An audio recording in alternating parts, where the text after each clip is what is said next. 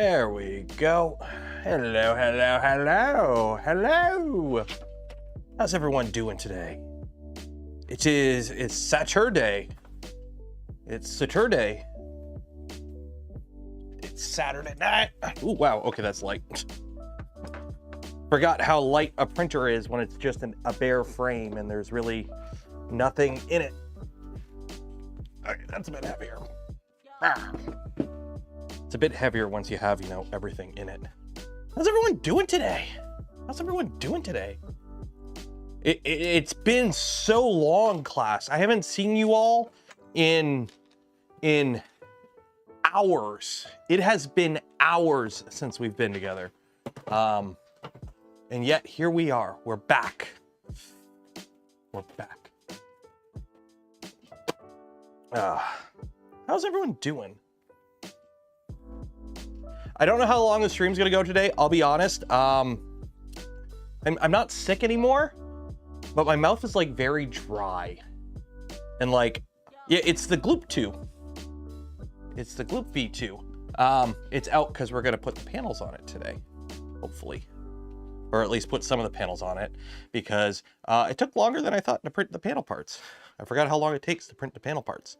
Also, remember how I say, whenever you're building a V2, okay, rule of thumb is don't overly tighten your blocks. Here, don't tighten these up too much. Oh, you caught it, eh? You caught it. Don't tighten these up too much until you build the machine and then do a final tighten on it.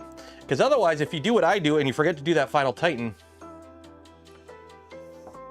the screws go on adventures. So I gotta find that screw. So yeah, so we gotta fix that. So we're gonna do that first.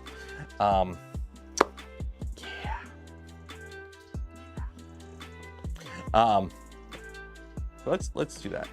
Let's fix that little itty bitty issue first, and then we'll move into the fun stuff. Today's stream is just a print and chill stream. We're just doing a print and chill stream.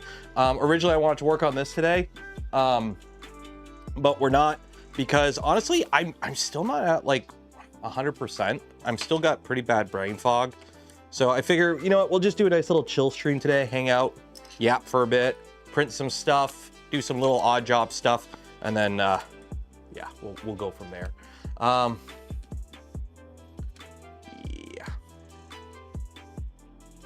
Please show your start stop macro. I don't really have one. It's whatever the default one is.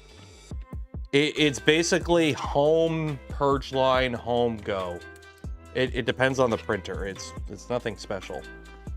It's a generic one. I need to find the right size screw. Voila. There we go. I mean, I'll pull it up when I pull the machine up, when I turn the machine on. But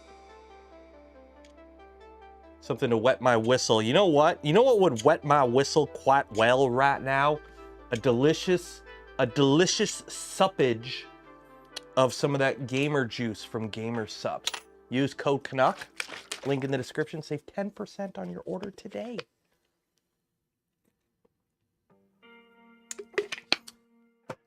Linus should hire me with the quality of that segue. Linus should hire me. Booze? No, we're not doing booze. We don't do booze yet. It's too early for booze. Go. This is probably why I had a little bit of wandering. I was like, why do I have a little bit of wandering while this is printing? Oh, that's why. Okay. So let's get this powered up. Let's get this boy, let's get this movable feast underway. I'm having the same problems you had before you copied the tall boy engine. Yeah, it's because what was happening was, I believe the start stop macro, we'll take a look here in a second. We'll power it up and we'll take a look here. Because I believe what was happening was we basically had two conflicting ones or something. There was some, it wasn't crazy. It just wasn't set up right. And now it kind of is. Okay. So first things first, I'm gonna clean this bed off. Let me go get some paper towels. I'm all out of paper towels out here. Let me go grab some paper. Let's walk and talk. Let's get walk and talk, class. Walk and talk. Let me go downstairs here and grab some paper towels. There we go.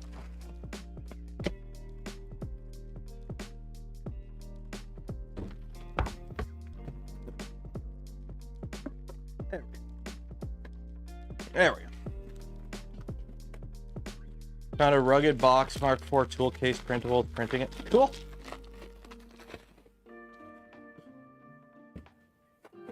I'm starting to get everything ready for the China trip next weekend. And I'll be honest, like either I am just like so used to traveling now for events. Like, I'll be honest, I'll be the first to admit, I get it. I have mad anxiety. For those that don't know, I have like a lot of anxiety issues. I hide them really well. But anytime I'm doing like something new or I'm going somewhere out of my like comfort zone, it crops up really bad. And for me, traveling is kind of that. Me traveling to somewhere I've never been before triggers it hard. It's like driving in a city. I don't mind city driving in my city, but like if I have to go to like Toronto and drive around Toronto, it's bad. It's bad. So I used to get like every time there would be a trip coming up where it's like, oh, going wherever, even like Rocky Mountain, I'd be like all anxious and whatnot, like leading up to it, right? And now I'm not. Like I'm leaving Friday. This is the most complicated trip I've ever done. I had to get a visa. I've never had to get a visa in my life. I had to get a visa. I'm traveling to China, which for a lot of people, that in of itself is a big thing. And I'm just like, yeah, I should probably pack. It's weird. It's weird. At least for me, it's weird. Like normally I should be, I feel like I'm missing something and it's throwing me off. There we go. So I don't know. We'll see. We'll see how it goes. I'm sure I am forgetting something. Watch out, land in China, like, oh, you forgot this paperwork. And I'm like, what do you mean this paperwork? And they kick me out of the country or something, but we'll see. We'll see. Gloop V2.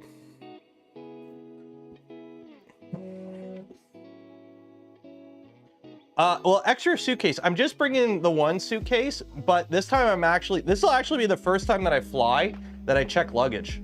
Because normally when I fly, I just bring carry-on. I have my backpack and I have like the little carry-on luggage. But this time I'm actually bringing, like, I'm checking luggage because I'm gone for over a week, right? So I'm bringing actual checked luggage and I'm like, oh, I gotta do that. I gotta do that. I've never had to check luggage before. As for a Sing Tao, I've been told to ask for Bing Chilling. John Cena recommended that. So, okay. You wanted to see the start stop script. What is this printer? It's just a V2.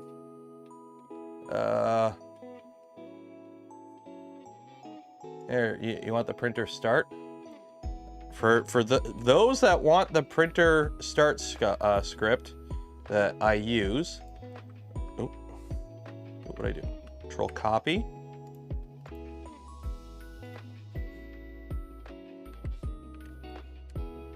There you go. Have fun. It's in the Discord. There's my start stop script. You're gonna have to adjust any values to make it fit your printer size.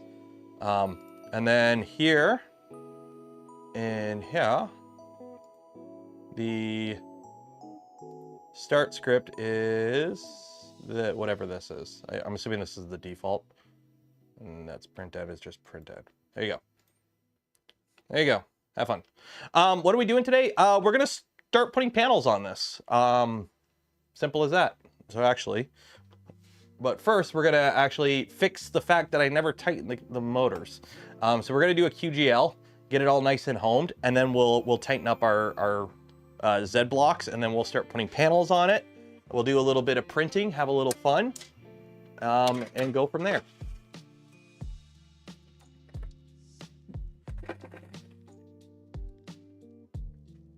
By the way, the Prusa prints ABS Biotetle.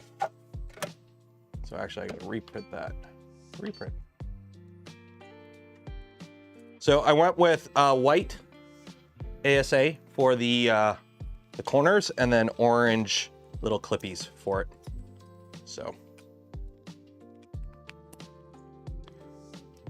orange, because orange is the accent color. So we got, these are for the panels.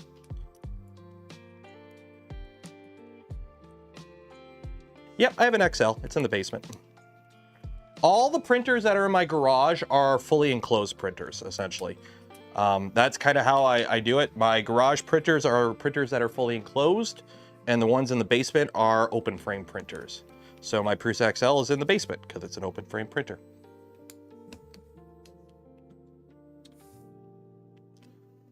The slicer one is just whatever one is. The slicer start G code is the generic G code that is just the generic G code in Orca Slicer. It's the default one. Did I do some overhang? We'll do that. You know what? I'll do an overhang test on this with some PLA. Because we won't be able to put all the panels on because I actually have to keep printing some stuff. I want to get this printer done so I can put it away until we figure out how I'm going to get it to Gloop. We got to figure that out. Because Gloop is down in St. Louis, I believe. And I'm not. So we got to figure that out somehow. Ready? I'm going to do something a bamboo can never do. Ready? G1X. What is this, a 300? 150?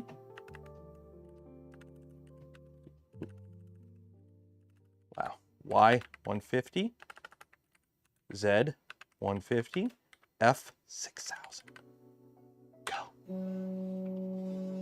Oh. Did I ever tell you how awesome a terminal is when it comes to running a CNC machine? Being able to just feed it G code. FedEx and UPS. I don't know how shipping a fully assembled Voron would go. We're kind of talking, we might try and just, because I think Andrew from Gloop might be going to whatchamacallit in April. Rapid TCT in April. So if he is, that might be the better option because it's a 20-minute drive from my house. Well, 40-minute drive once you factor in bridge and all that. So it might be better just me to just give it to him there, bring it to Detroit.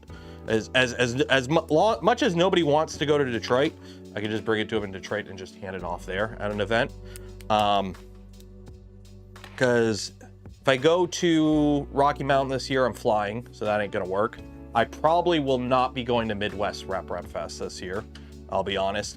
Speaking to a lot of individuals that I normally go with, doesn't seem like many people are going. So yeah.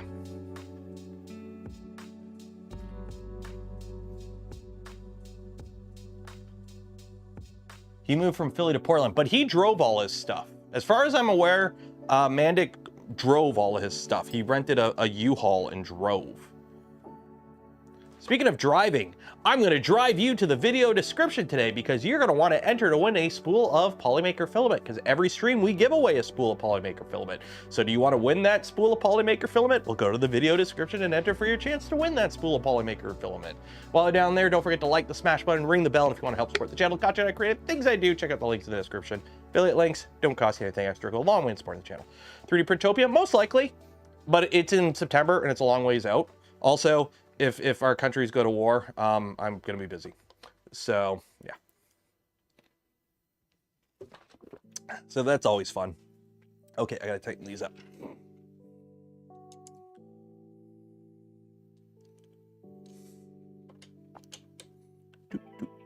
So tighten these up so I don't forget. So for those that remember, as you can see, these have some nice orangey belts still on the Z. I'm hoping they last longer than the X belts did. The XY belts already destroyed themselves, so I've replaced them. So as you can see, these are just regular belts on the XY. So I'm hoping for the Z since the Z has a lot less speed to it, there's a lot less going on with the Z than the XY. They don't move as fast. There's only the up and down bend. And these are 9mm belts versus the 6mm belts. I'm hoping these last on here. They should be okay. Oh, I gotta retighten this guy. That's right. Forgot I gotta retighten this guy. I forgot.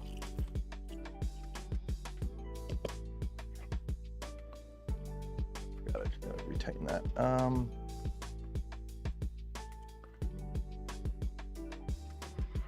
That. Okay, and now I need. Oh, 1 second here.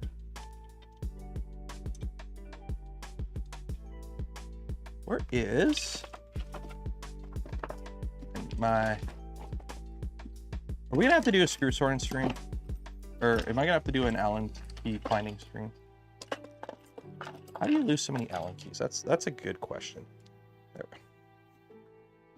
Reason for the belt issue? Yeah, they were steel core belts. Don't use steel core belts.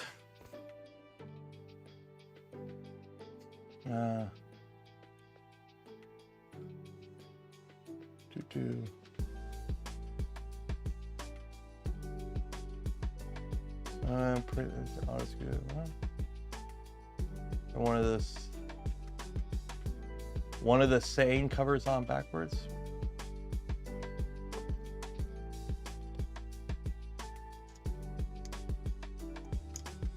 I know nothing of what you are talking about.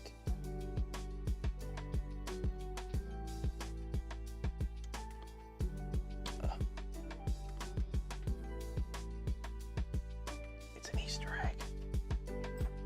You can never build a perfect machine. Anyone who claims to build a perfect 3D printer is a liar. Every printer you build, you need to have a defect in it. Because if every printer you build has a defect in it, then you won't fuss over the little stuff. It's like normally what I do, whenever I get a brand new shiny frame, the first thing I do is put a scratch in it. Same with like a panel or something. Put a scratch in it right away. The moment you get a scratch in it, you don't care about it as much. And you won't fret. It's better. It's better that way. See, let's do another QGL. Now that we have all the belts tight and everything. Why no steel core belt? Because they break. They break. Simple as that. They break. They fail. Steel belts are better. They use them in. They're used. Steel core belts have a use case. You use them in engines and whatnot. The problem is belts going around the radius of these XY joints and around these turns is too small of a radius, and you basically overstress the belt, and you will cause the steel to work harden and fail. That's not good. Don't do steel core belts. You want Kevlar.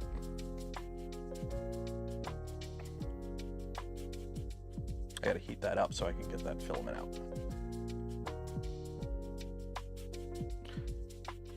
Yeah, and when they fail, they just go. You lose all tension, basically.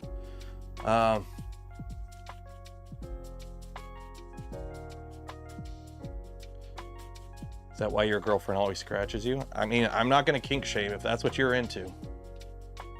That's that. Okay, so where are the panels for this? So there's one panel. So here's the rear panel. So we've got to put delicious foam on everything now.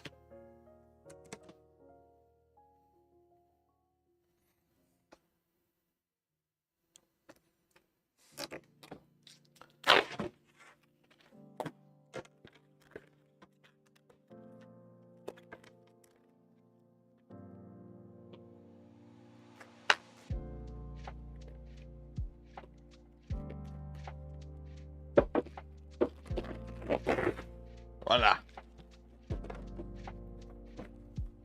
So this is the rear panel.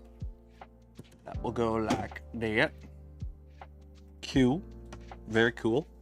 Very demure. Very, very, I don't know, whatever. What do the kids say? These are the Annex clips. I like them just aesthetically. They do the same thing as the V2.1 clips, I believe. Function the same, just different aesthetics. So let's see if we have enough. Boom. Very demure. Very thoughtful, very demure.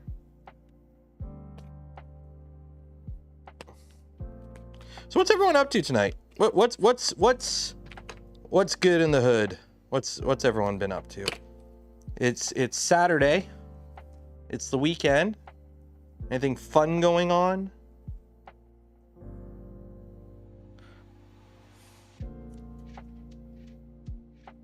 Everyone do your taxes? Everyone get their taxes done?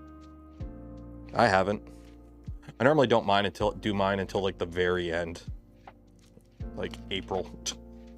We have till like I think in Canada we actually have till like the end of May or something like that. I usually do mine in like April. Oh no! There's a dent. There's a dent in my panel. That's not good. How'd that happen?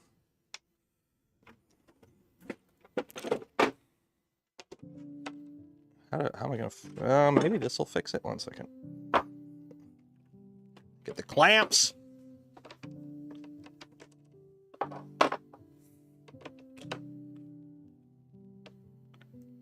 Squish it flat.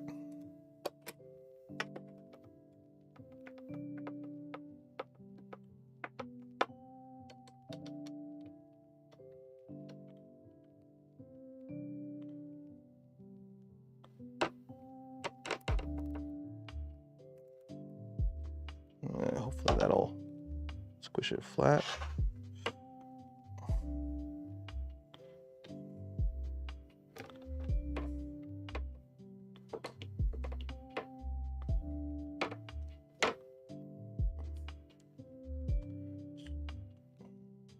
Building a dragon burner with G2 wristwatch. Ooh, fun. That might work. That'll do. It'll be fine. 8 batches of bagel dough and 12 dozen bagels. Like, don't get me wrong, I like a good bagel, but do you own a bakery? Making 12 dozen bagels, do you own a bakery? Please tell me you're like, you're baking them for somebody. You're not just, you don't just live off bagels.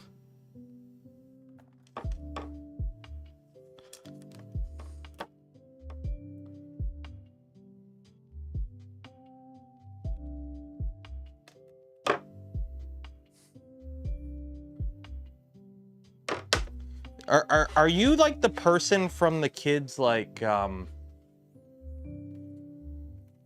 kids math textbook? Bob has 144 bagels.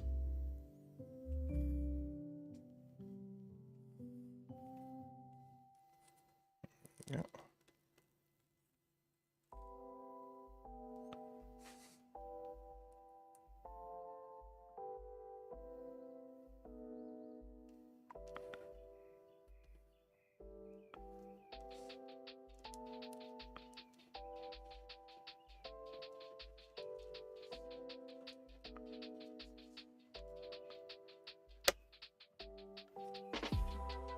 When the world goes crazy. Yeah.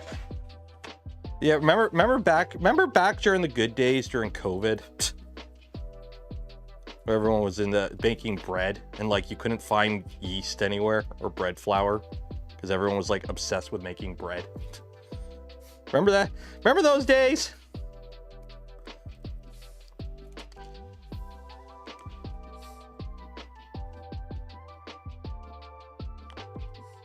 It's only 5 years ago.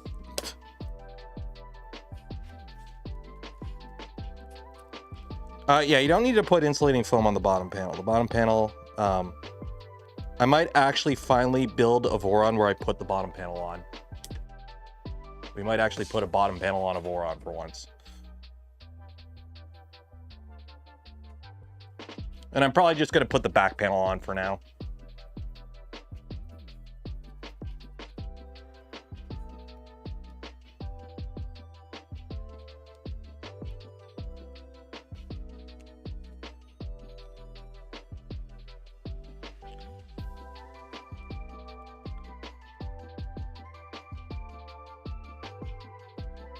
Hopefully I'm putting this on the right way. There's no way to put this backwards, I don't think.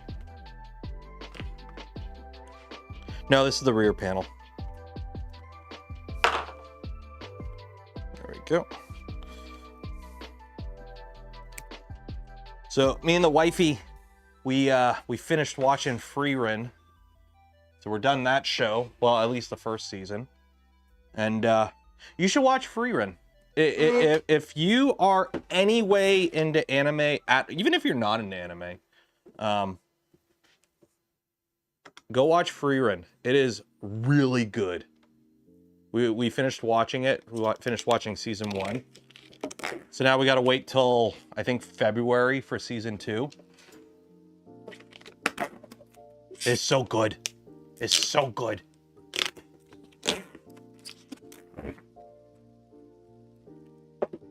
What panel, what clips, whatever ones you like. They all pretty much do the same. There's different styles of them, and it depends on what you want to go. There's, I personally like these ones. I have them on this V2 over here, where they have a latching mechanism.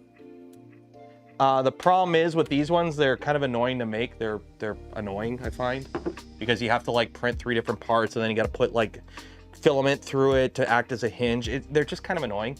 I just like these ones where you just print it and then you just use a locking tab. I like these style ones. I'm not a fan of the ones that use the T-nuts. They're just annoying and you waste a lot of T-nuts making them. So these ones I like. These are basically the same as the V2. If you want to use even simpler ones, the V2.1, the Voron V2.1 ones are basically the same as these, just not skeletonized.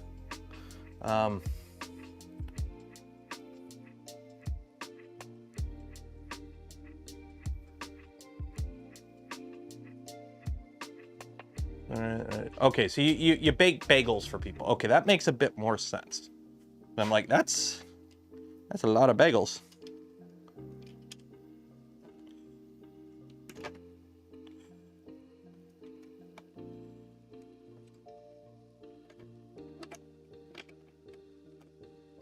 There we go.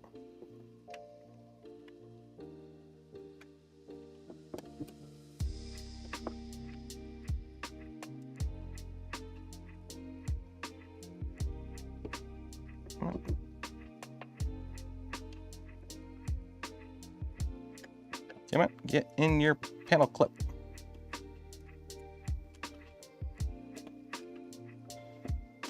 Doesn't help that this is the corner that's dented.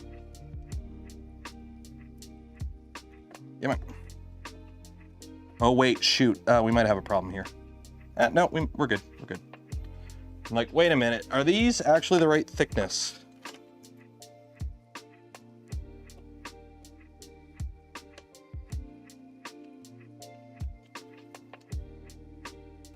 Sometimes you gotta get down with the thickness. There we go. Ooh.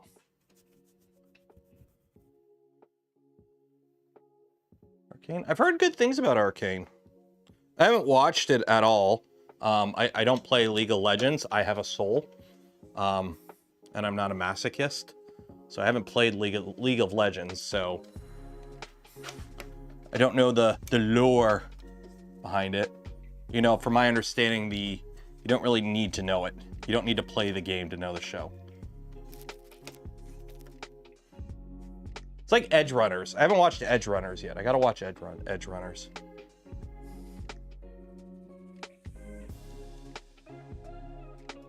Yeah.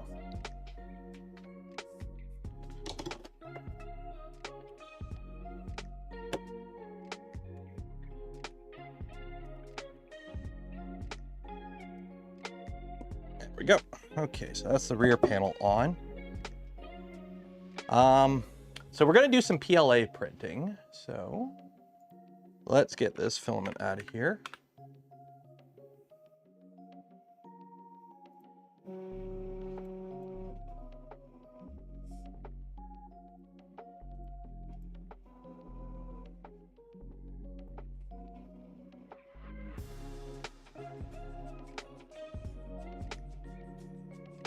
Go.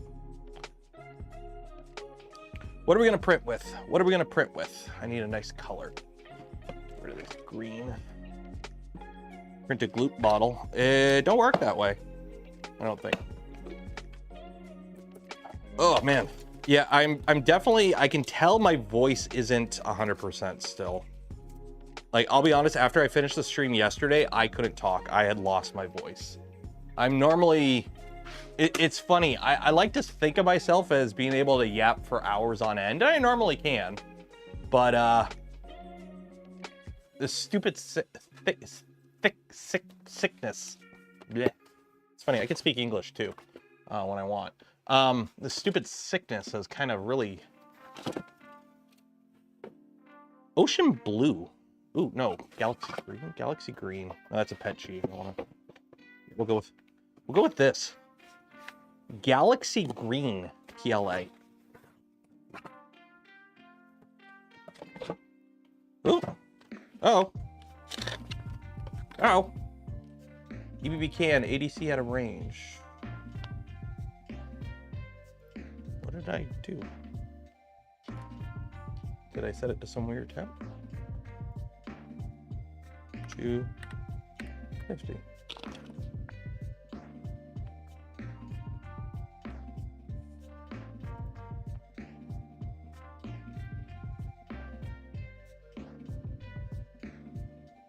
Oh, that'll do it. I don't know why the max temp is set for 250.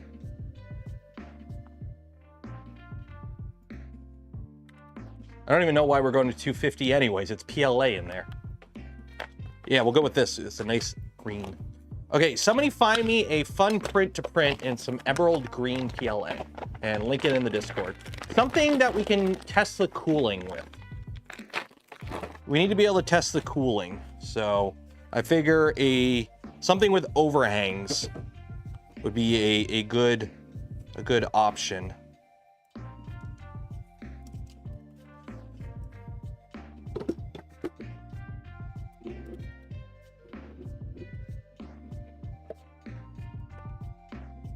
Because we got to see how well the Nomi holds up the cooling.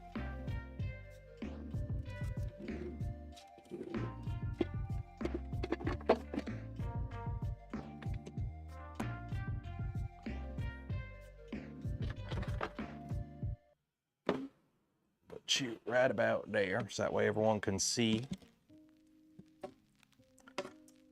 Just kind of shove you through there for now.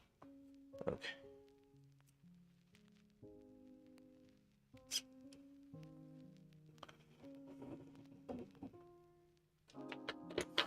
Came across 3018 Pro CNC playlist, but I'm still making my way through it. What software? Oh, geez, I haven't used the 3018 in forever. I don't use that. I haven't done CNC stuff in a while. I need to learn better CNC software so I can actually do stuff. I have a Milo, and this is the year I want to get that set up. Now that the weather's finally starting to get a little nicer, we're into March. I'm hoping to get the other side of the garage set up for a workshop for CNC stuff and laser stuff, and I need to get back into that and do more of that. For very basic stuff, you can use Carbide Create, one of the older versions of Carbide Create. That's actually what I used. This is like a semi-transparent filament too. That'll be nice.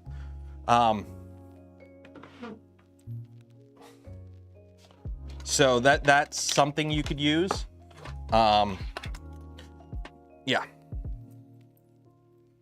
but I'll be honest, there are better guides and instructions out there for that kind of stuff than me. SolidWorks, I haven't looked into SolidWorks. I'll be honest, all I've ever used in terms of CAD is like Fusion. I'm a Fusion guy. I like Fusion, and that's because that's the only thing I know how to use. So Okay. Do we run input shaper on this yet? I don't even know. Do we run input shaper? Shaper calibrate. Failed numpy. Oh, we got to do numpy. Okay, let's actually, that's one thing we haven't done. We haven't done input shaping on this. Let's do input shaping on it. Input shaper clipper. We gotta install the numpy.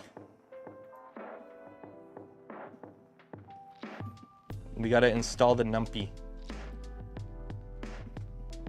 Okay, so let's do that.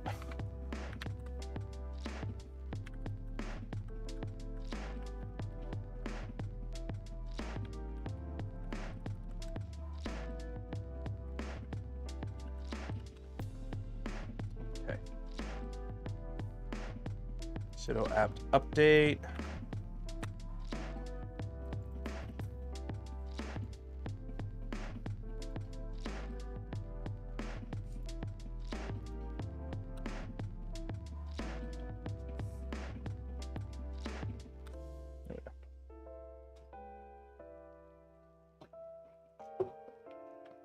Yeah, Fusion's pretty good at cam, but I don't know how to use it because I haven't looked up how to use it yet.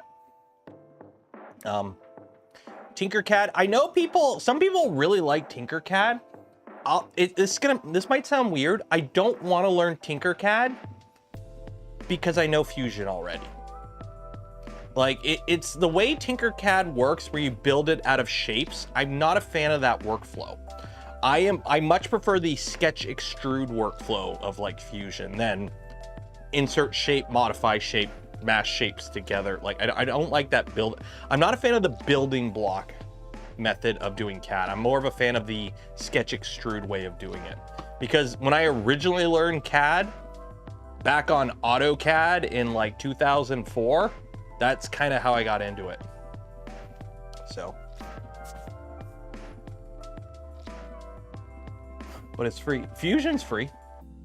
You can get a hobby license for Fusion for free. That's what I use. As long as you don't make more than $50,000 a year off of the software, you can use the hobby license. And considering I don't sell anything with my models at all, and it's pretty much only for personal use, you can get Fusion for free. Free CAD? Yeah, I'm not a masochist when it comes to UI. I'm sorry, everyone who does open source software, it's like a rite of passage where you could come out with the best open source software in the world, but immediately upon release, just before you release it, you have to take your UI and just make it shit. I tried getting into FreeCAD a while ago and I just could not get over the user interface and the workflow. Like, I'm like, how does this even, like...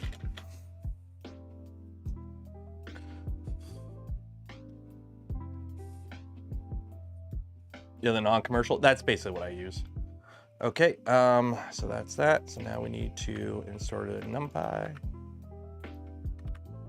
Boom. And this may take some time, apparently. So we'll let that do its thing.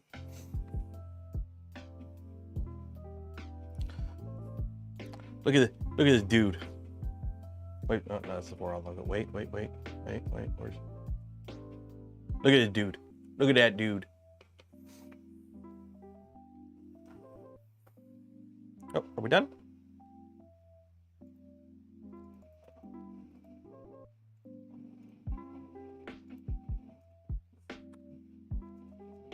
Okay, I think we're good. Okay.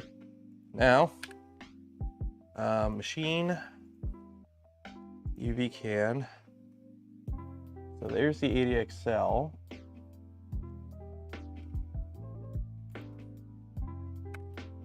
$150, that, save and restart.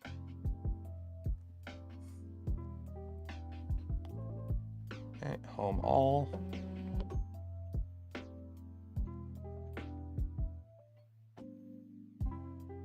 I do have to print the back panel here still.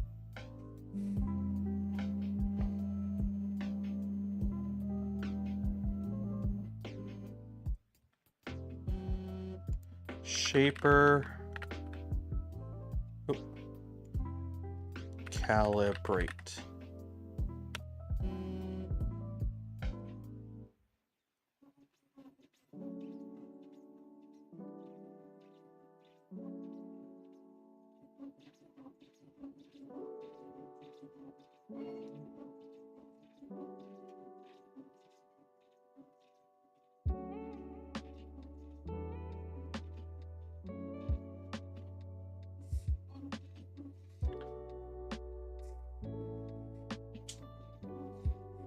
I like how it does this now instead of the very high frequency vibration. It does a little shimmy dance.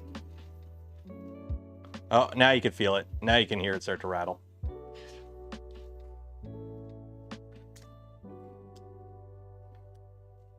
This is how you find out where all the loose screws in your build are.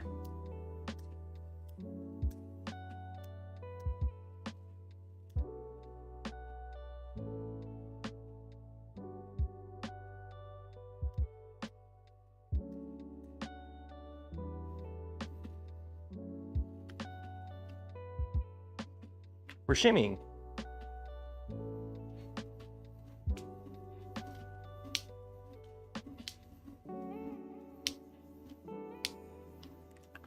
On your Mag X or something on the, yeah, the Magneto, the Magneto X is different.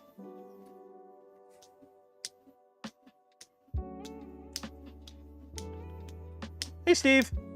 Hey Steve, are you all packed? Because I'm like not, but I am. I keep thinking I'm forgetting something, but I got my camera, I got my laptop, I got my Steam Deck. I'm bringing my Steam Deck. I got a big honking 2500 milliamp hour battery to bring, so I'm bringing the Steam Deck. I keep thinking I'm forgetting. This is the first time I'm actually packing luggage, where it's like I have to check a bag, because I normally don't check bags. Well, of course I'm going to take my... Dude, my flight back is 23 hours of travel. I fly from Shenzhen to South Korea to Minneapolis to Detroit. I'm going to be on flights for 23 hours on the way back. Of course I'm bringing the Steam Deck. No, you can have it, yeah. Max battery on a plane. Max battery on a plane. It can't be over max, oh, battery. What is it? It's 300, yeah, it's 160 watt hours. So it's yeah, so it's 2500 milliamp hours. It's just a battery bank this big, 2500 milliamp hours. So you're, I don't know, when I bought it, it's from Ugreen and it says it's plane safe, so I'm assuming it's okay. It's just a battery pack.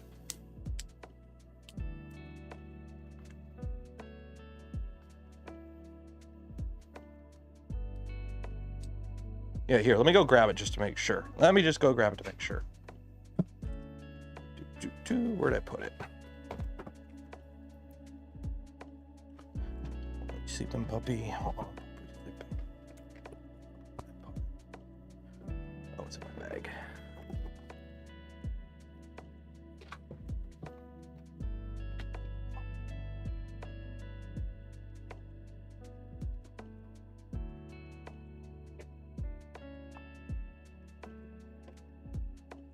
Yeah, it's this guy. So it's a Ugreen 2500 milliamp hour battery bank.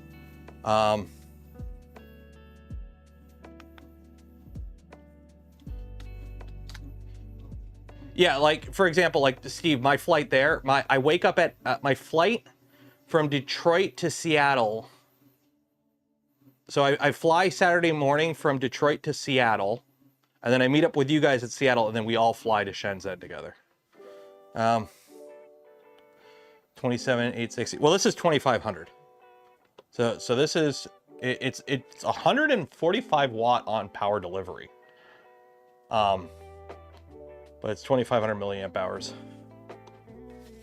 So got that guy. So this is my go, and then I also have a 10,000 milliamp hour that I keep in my camera bag.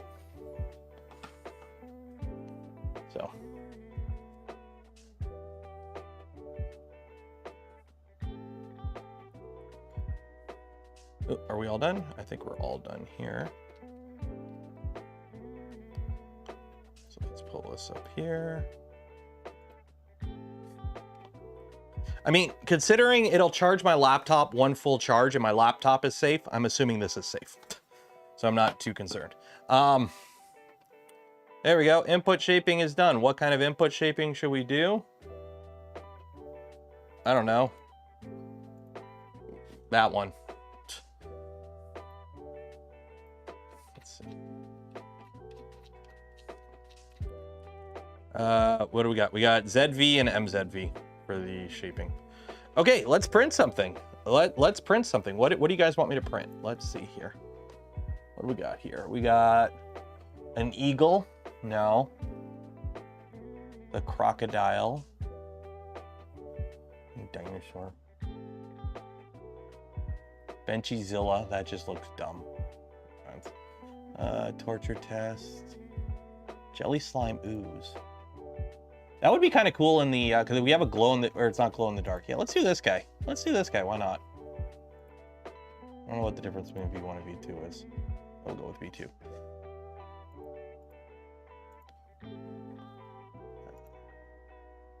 Because this is a semi-transparent galaxy filament. Oh, it's little. It's little. Need a bigger model.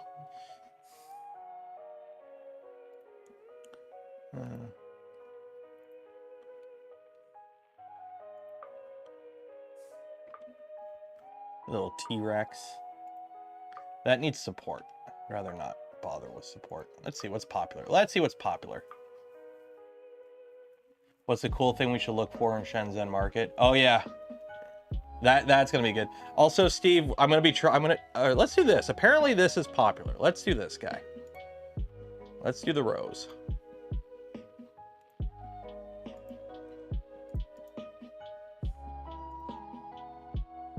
Right over there. Over there. Okay.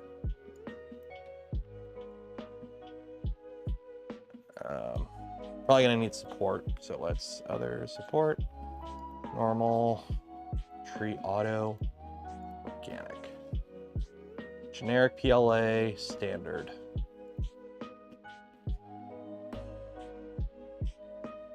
Along a week.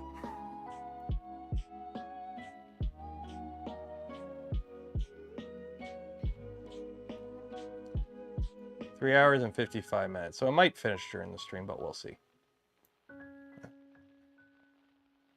On plate only.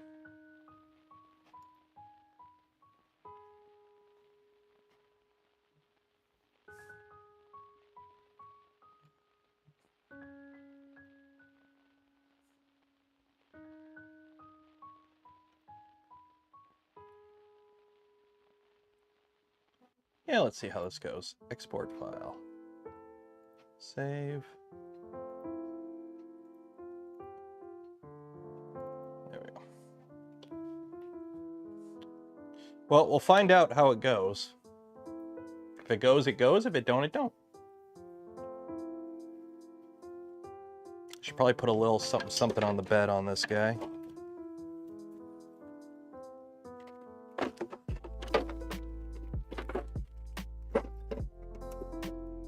Where'd my vision miner go on this?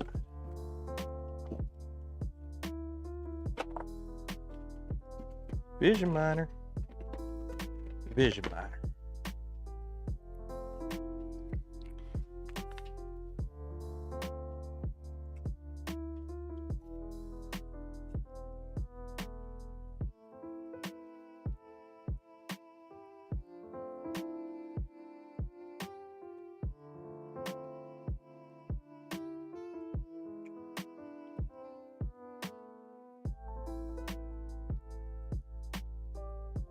There we go.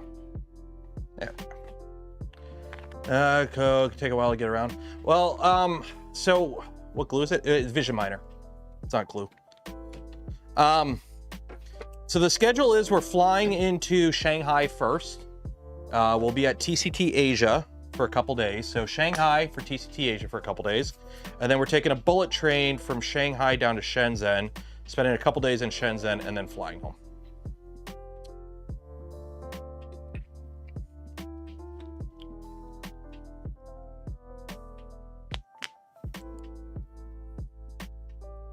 it slice without video glitches? Did it? I don't know.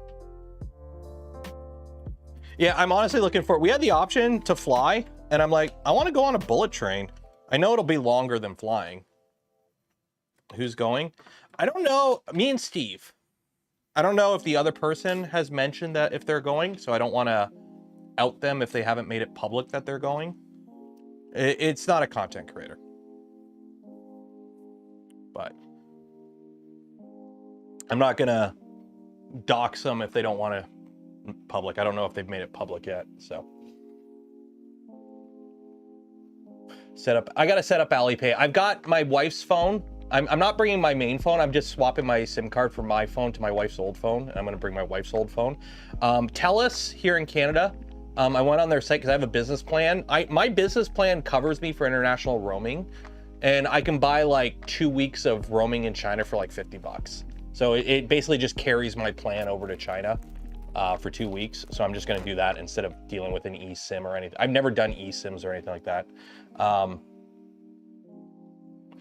Verification. Yeah, I'm going to do it tomorrow. I'll sit down and do the sign up for Ali. I'm going to get the other phone set up this week. Get that all set up. Because I got it. It's Alipay they use, right? Or is it WeChat? I should probably get WeChat. I don't have WeChat at all.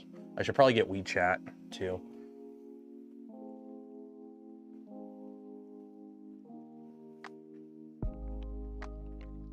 eSIMs or anything. Yeah, but I'm lazy. If I can just use my normal phone, I'm just going to use my normal phone. Like that's just kind of how I work. My normal phone will work over there. I'll just use my normal phone over there.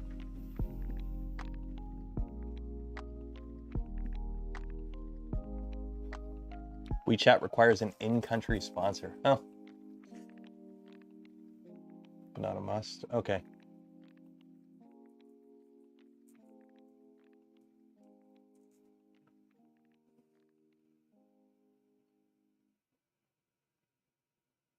And then I got my laptop. I'm going to do a video. I'm going to try and punch out, like, there won't be a video this weekend. I'm going to try and make a couple short videos to have air while I'm gone, because obviously there won't be any regular streams while I'm over there. So I'm going to lose out on, like, over a week of live streaming, which is going to hurt. So if you want to help support the channel, consider becoming a channel member. But the plan is I want to try and have a couple, like, quick videos just made up, ready to go. So while I'm gone, I'll have them scheduled to come out at least. So at least there'll be some content on the channel so you won't all forget about me. But one of the videos I'm going to do is just going over my gear, like what I use for recording videos and whatnot and travel. So I'll just make a little, this is my kit bag when I record stuff. This is what I use, blah, blah, blah, blah, blah. This is the cameras I use, whatnot. So.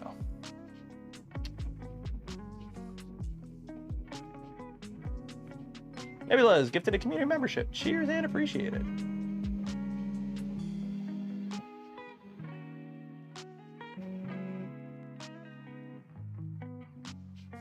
Oh yeah, I'm totally gonna try shop. I'm definitely gonna be doing some perusing of the local goods.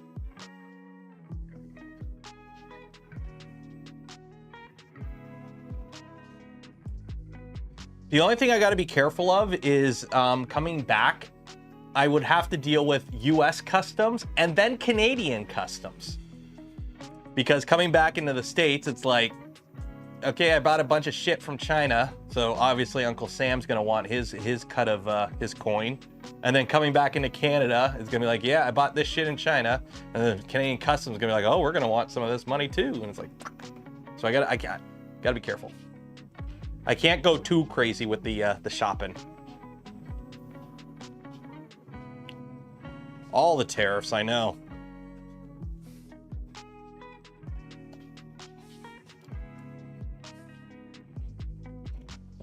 Down. And then probably this week, I'm going to try Wednesday to do a member stream. We got an electric bike to build, so we'll do that on member stream probably Wednesday. So Tuesday there'll be a regular stream. Wednesday there'll be a member stream. I'm going to try and do a Twitch stream or two. We'll see. And then Friday will be a hangout stream because I really don't want to work the day before I leave. So.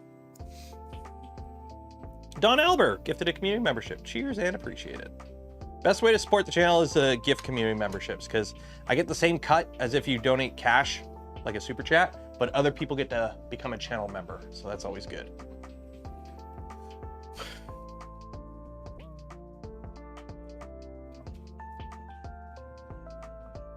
Oh, and tomorrow we get a new prime minister up here, so that'll be fun. Or we vote on a new prime minister tomorrow. Or we vote on who will be the next prime minister, because they probably won't be the prime minister until like Friday or something.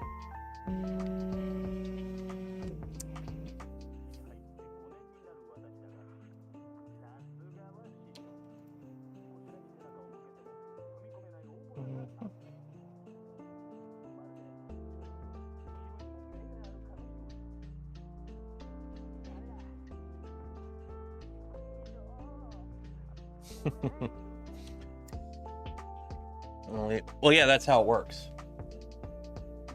That's how it works, Dark 40 because it's a party.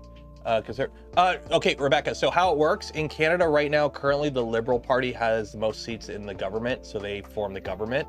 But the leader of the Liberal Party, Justin Trudeau, is stepping down.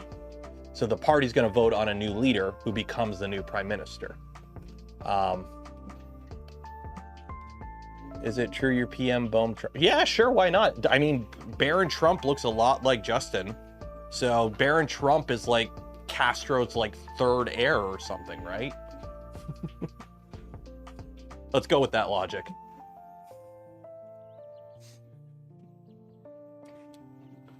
That was my first layer. Not too bad. I love this filament because it looks like candy. I'm going to drop it down just a bit. A little bit more smush. There we go. Yeah, I love this filament. This like candy green,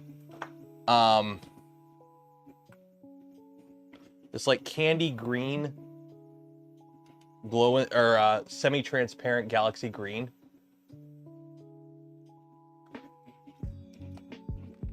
Stick my head in here. You know, you should don't on a V2. Don't ever do this with a V2, by the way. It's a pinch risk. Trudeau's kind of tall, I think. I met him once, but that was like 2011 or something, I want to say.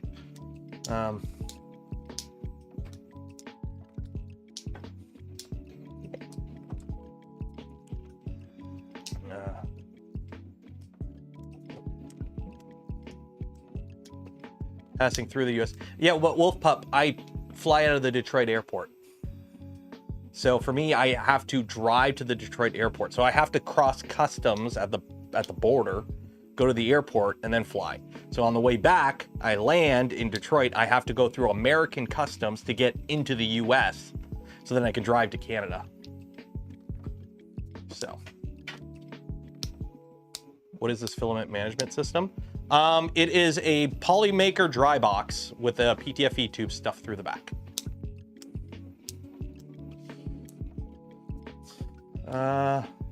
Jason FLT, put it this way, they're all politicians. They are all like that. Very, very, very rarely do you get a politician who's a good guy or girl. And usually the ones that are never actually get power. They get screwed over like Bernie does. What brand filament? This is Prusament. This is Prusament Galaxy Green PLA.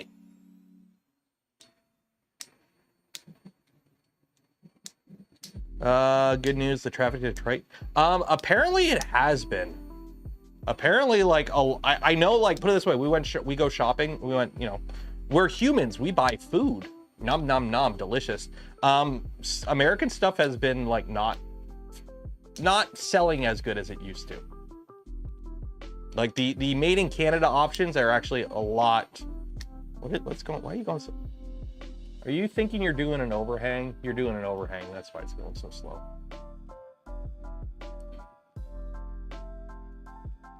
Yeah, it's an overhang, that's why.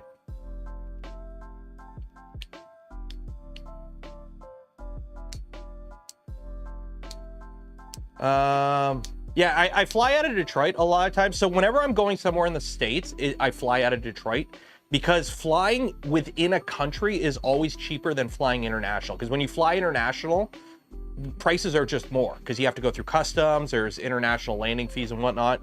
So if I were to fly from Detroit to, say, Denver for Rocky Mountain, it will always be cheaper for that Detroit to Denver flight than, say, a Toronto to Denver flight. You know, they're roughly the same distance.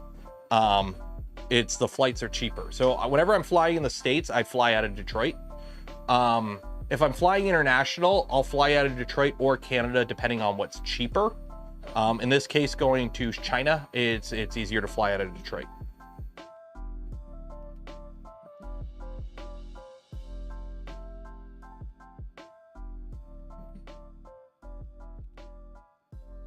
How much is parking? I do the, I park at the park and ride thing. Like, I don't park at the airport itself. I have parked at the airport. The parking at the airport's actually really nice because it's right there, but it's $30 a day. So F that.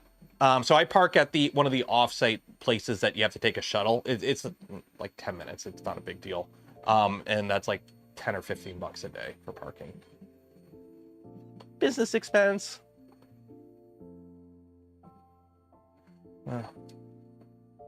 The panel clips, just go on printables and just type annex panel clips, and these will show up.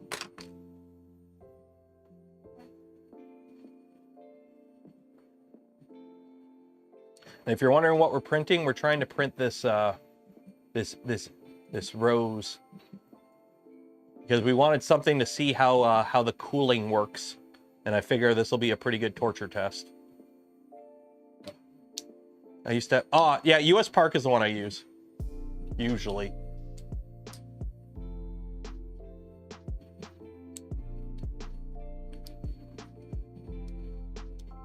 You buy food? I know I buy food.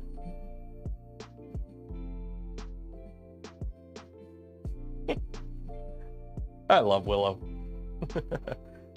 I am Jenny from Uncheck AI. I'd love to explore the possibility of working together on readable text. Use our tool, blah, blah, blah. You share your rates for fuck AI. I don't mind AI if you use it as a tool. I've got an AI bot I've been fiddling with. Alt's coming along pretty good. Hopefully at some point I'd like to get Alt out here. I'm gonna have to figure out I'm gonna have to pay somebody to do some programming though, I think. Because I needed to set it up to do some custom stuff before I make it live for the channel. But I don't mind using AI as a tool, but people that try to use it to replace work, no.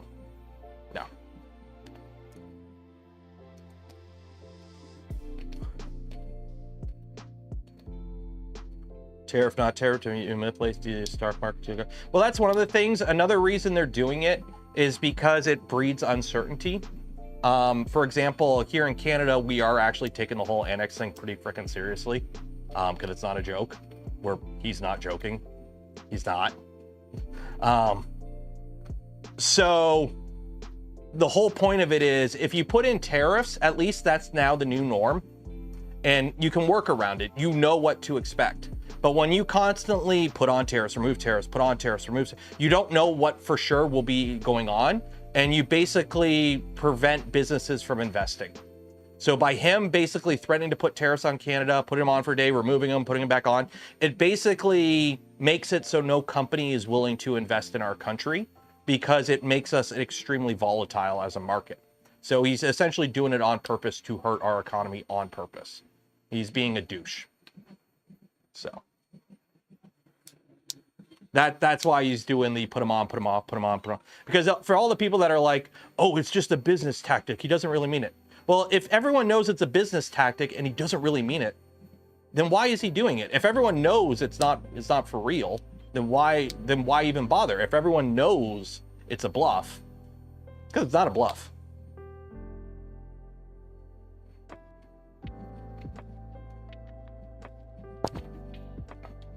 So.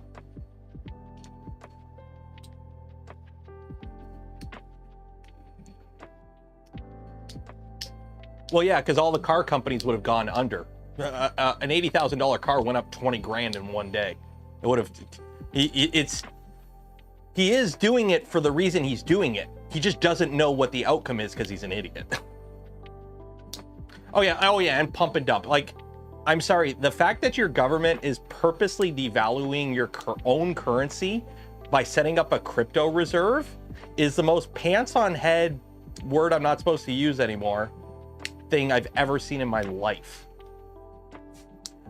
I can't wait for all of crypto to crash. I cannot wait for crypto to crash. Every single crypto is a pump and dump. It's just on what scale. On, like, you got meme shit coins, which are pump and dumps over a week. I'm a firm believer crypto will, or Bitcoin will be dumped. Even Bitcoin will be pumped and dumped. It's just, it's going to be a big one. But that's just my tinfoil hat.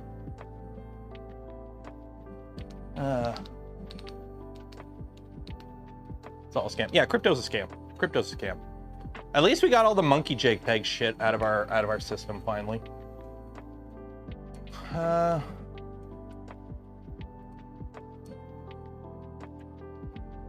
Like we like Drew, why not look at it? How about can I remove the tariffs on the USA, but it's worded as the USA? Like, we have tariffs on the US, but we have tariffs on, like, they keep bringing up milk. They keep bringing up dairy. Yes, Canada has pretty damn high tariffs on American dairy, but we have it as set up in two reasons. One, they only apply after a certain amount. So we actually do allow free trade dairy into Canada to a certain volume, and then we cap it with a tariff. And we do that simply for the fact that if we completely unregulated US dairy were to come into Canada, it would kill our local dairy market.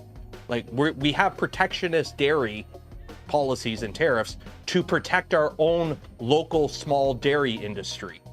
That's how you're supposed to use tariffs. Tariffs are meant to be like, you put them in surgical locations to protect businesses and resources and industries from being completely overwhelmed by foreign factors.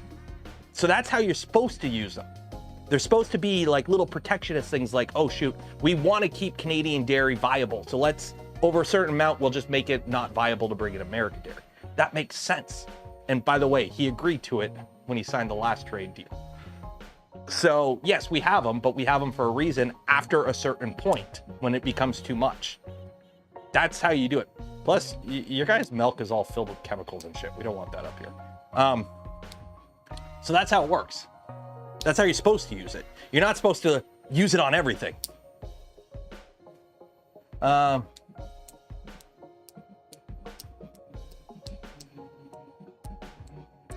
Yeah, we have a lot more health and safety regulations when it comes to food up here.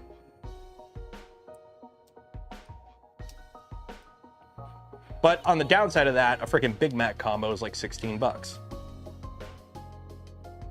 So.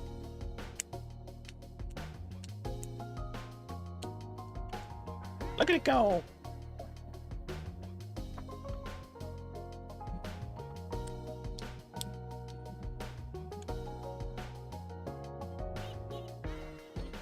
I still haven't done any pressure advance tuning yet, so we're still running on the default values, but it is what it is.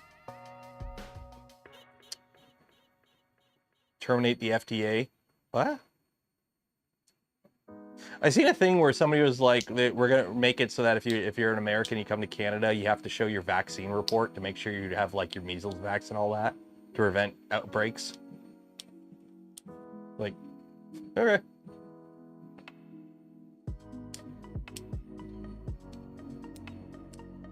We're allowed to protect ourselves. Drew, you guys do protect you, or the US does protect itself. These are pre-agreed upon conditions. These were all worked out in deals. Like, you are allowed, the US has the same thing. There are things that, you know, US, the freaking chicken tax, the reason the US, you can't have small trucks in the US is because of protectionist tariffs that, what, Reagan put in or whatever? That's why you guys can't get the fun little trucks in the US. These things have always existed. This is how it's always kind of been. It's just all of a sudden, it's somebody's taking something that's already existed, misconstrued it, and it is using it in a wrong way. You don't go, hey, that deal that I signed and said was the best deal ever a couple years ago is actually a horrible deal, and we're just going to completely tank your economy over a couple $1 million in milk. Yeah. Do we have little trucks? A guy down the street of me has a K car. He's got one of those little K trucks. It's actually really cool. I would love to get a K truck. So, like, there's a difference between using agreed upon, known protectionist policies that everyone knows why you did it versus just 25% across the board tariffs. So.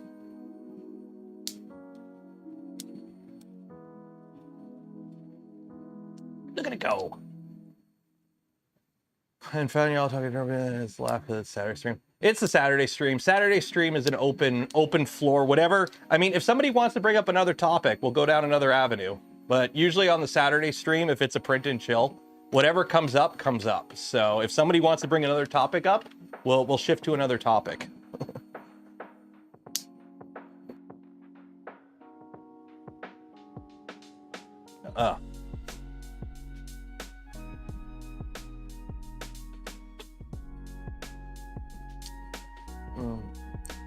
Why do more filament companies not have dark reds?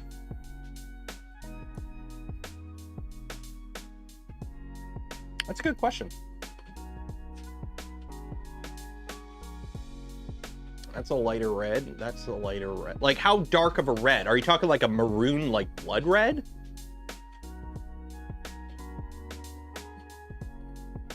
All the reds I have are just red. Like, I've got a lot of lipstick red. I've got some sparkle red. Lipstick red. Yeah.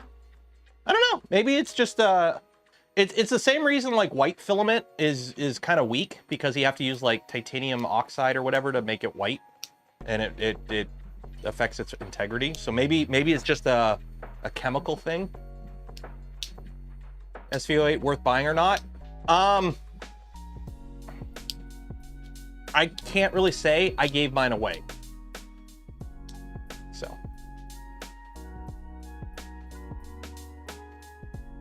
Iron red from Paramount. Okay, so they do exist. There are some. Can we talk about the lack of aprons? The apron's right here. I haven't been wearing it because it in the summer it got really hot out here and it was stuffy to wear it. And in the winter I'm usually wearing like a sweater or something. Like, I have the apron right here. Like the OG apron, I have it right here. I don't know. And the only Benchies hat, I've kind of changed it when I switched over to the Canuck creator thing. I switched over the branding, and with the whole Benchy thing as well, with the whole Benchy license being up in the air kind of thing. If you've noticed, I kind of stepped back on the whole only Benchy stuff a bit. So it's just a branding shift, a branding change. What are some good Stealth Burner and Clockwork 2? XOL. I really like the XOL toolhead. The XOL toolhead, if you're a baller, the tube and the takeoff toolhead, if you want to go balls to the walls and throw money at the problem. But I like the XOL. The XOL is pretty nice. What are we printing? We're printing a rose, actually, because we need to try out how well the cooling is on the Nomi, and yeah.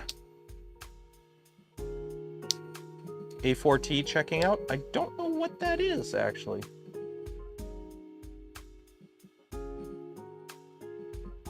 I've heard, yeah, the Reaper I've seen. We got to figure out, actually, we do have to figure it out, because after we finish the box turtle, I'm going to have to update the toolhead on my Sparta, or correction, my LDO V2, because that just has a regular Clockwork in it with a regular Stealth Burner.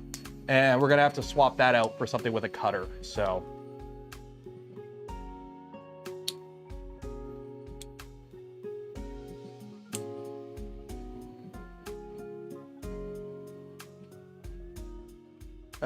As an SVO8 owner, I recommend not getting it unless you want to fully rebuild it. Well, there you go. Oh, I know, Rebecca, I know the outcome.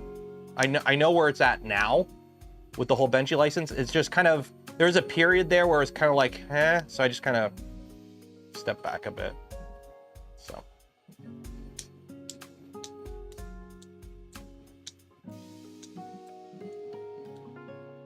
Well, see, here's the thing, JD. the moment you modify it from stock, it's no longer you can't talk about it stock anymore. That's the problem. Like, you've gone and changed out the extruder on, or the hot end on it. That's a pretty big change. So you can't infer behaviors of a stock machine now that you've modified it. That's kind of the problem. That's the problem with a lot of printers. It's like, how's the Ender 3? Oh, the Ender 3 could be a great printer if you've done like 20 mods to it. How's the pup? He's old. Best tool head to go with an LDO orbiter too. Whatever one you want. Tool heads are just mounts. Think about it. A tool head, all it does is hold fans, holds a hot end, holds an extruder. What do you need it to do? What do you need it to do? Do you need it to be super light? Do you need it to be super compact? Does it need to have a cutter in it? Do you want it to have a tool head board mount or not? Like, tool heads on a printer just hold shit. How do you want to hold the shit? Like, what orientation do you want? Like, oh, you want to go with CPAP? Okay, some tool heads are better with CPAP. Some are better with, you know, blow emitrons. Like, I'm not going to say which tool head is the best for a Voron, because there is no best tool head. There's different tool heads are good at different things. The stock tool head, for example, is a pretty good at everything tool head. It's not the best at anything, but it's pretty good at everything, and it's been tested a lot. So you should get pretty reliable results out of it. Simple as that. Like, I'll be honest, a good rule of thumb for people here who have multiple printers, on every single printer you have, print a benchy on the default settings for your printer. Take all those benchies, make sure you printed them all in the same filament, put them in a bucket, and shake the bucket up. And then try and figure out which printer the benchy come from. You'll never know. You'll never know. As long as your printer's good, you'll never know which printer did the benchy. Did what benchy. We have gotten to the point where 3D printing, like, we are well within the realm of diminishing returns when it comes to new tech and 3D printing. Until we get some, like, literally new material sciences when it comes to filament extrusion and whatnot, we're firmly within the realm of diminishing returns when it comes to printers. The orbiter? Orbiter's fine. I like extruders with more gearing and bigger gears when you're printing more flexible materials. But I mean, like, I ran a machine with a stock Clockwork 1 and a beta stealth burner. Like, when when the stealth burner came out? About a year before that, no, maybe not that far, maybe 6 months. I built a machine with the 6 months before release stealth burner, with 6 months before release Clockwork. And I ran that machine for 3 years in that setup, and it ran fine. Never had any issues. Prints that came out of it were fine. I built multiple printers with that machine, and they were fine. So, like, what are you looking to get out of your extruder? What makes this extruder better than another? Oh, well, this one can grip filament better. Yeah, but if you're not shredding filament with the stock setup, it's like, if this gets you to what you need, okay, and this right here gets you everything you need. If you replace it with a machine that can do this, that's great. But if you're only ever doing this, then this extra bit is just whatever. So, rat rig or Voron? How big do you want? At 300-ish, I would say a Voron. At 400 and bigger, rat rig. Do you need IDEX or two? It's an IDEX, right? It's not a tool changer, right? The rat rig 4, it's not a tool. It's IDEX. Do you need IDEX? Well, then go with the rat rig. Very, very rarely will you, if you ask me a question, I can give you a direct yes/no answer. Because I'm a firm believer that there is a lot more nuance to this kind of stuff than a lot of people think. So I will give you approximate perhapses of several topics if you ask correctly. How's the Prusa going? Prusa printingly? Prusa's printingly. When's the next ProForge stream? I don't know, because Tuesday.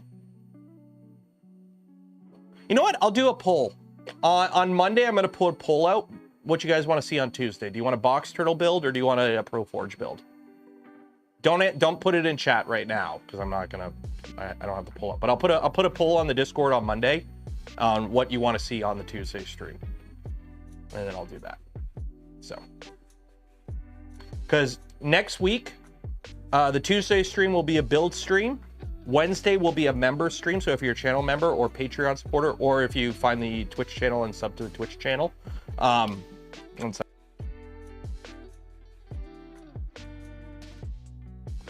Oh, still have that cough. Hopefully it's all gone by the end of the week. So yeah, if you're, Wednesday will be a channel member stream, and then Friday is just gonna be a print and chill, because Saturday I got to get up really early to go travel. So high pitch fan, it's probably the noise canceling. One here.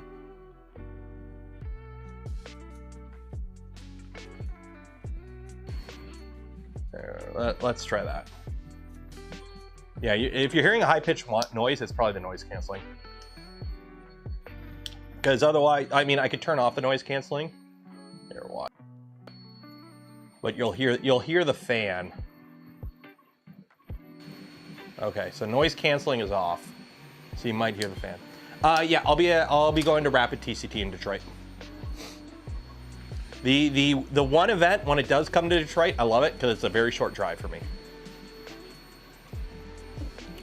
And then next year, Rapid is in Boston, so that'll be interesting if I can make it.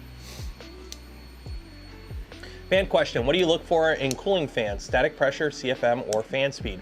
I believe you want. It depends on the type of fan and what it's being used for.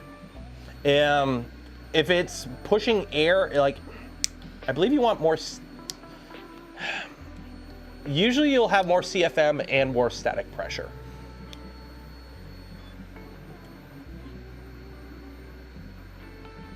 Like, it depends what the fan's doing.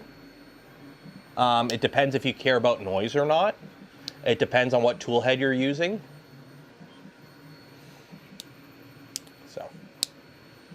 Excited for, what do you mean excited for? For a Rapid?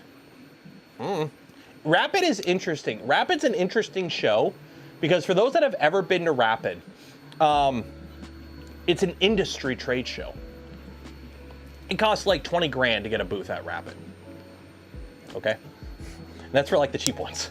So it's, yeah, E3D's there, yeah, Prusa's there, yeah, you know, some of the people we know are there, but we have like, this little itty bitty corner of Rapid is like the people we know, and then over there you have like the General Electric booth that is like as much square footage as my house. The high pitch is worth noise. Well, I turned off the, here I'll turn the oh, no, 1 second here. Shoot, I hit the wrong button. Oh, crap. There we go, 1 second. Filters. Noise suppression, there we go.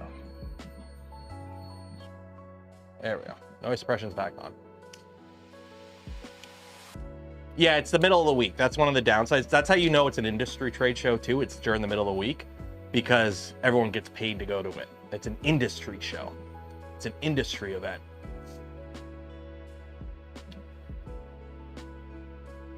Why does the printing stream have printing noises? I don't know. It is what it is.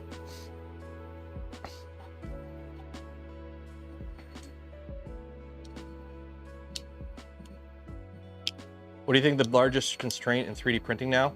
The machines have caught up to the material limitations of plastic. Essentially, we are kind of at the point now where, remember, this stuff here, this is the material you're printing with. So this is what makes your thing, but this is also your feed. So you have to control the entire feed. Your feed rate and flow control is also the material stock. And you're pushing rope with 3D printing. So we're limited to, like, put it this way, a machine from 2013 can outrun the hot end. Hardware-wise, we've been able to outrun the hot end forever.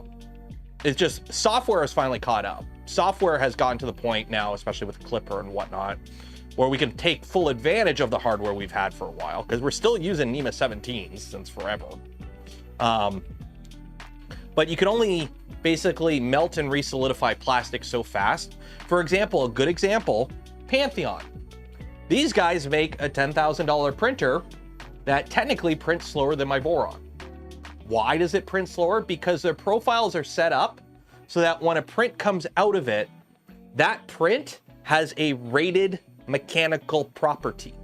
When you buy, you know, when you're using their filament, okay, when you're using their filament, it is rated for mechanical properties, and to achieve those mechanical properties, you need to print at certain speeds and feeds.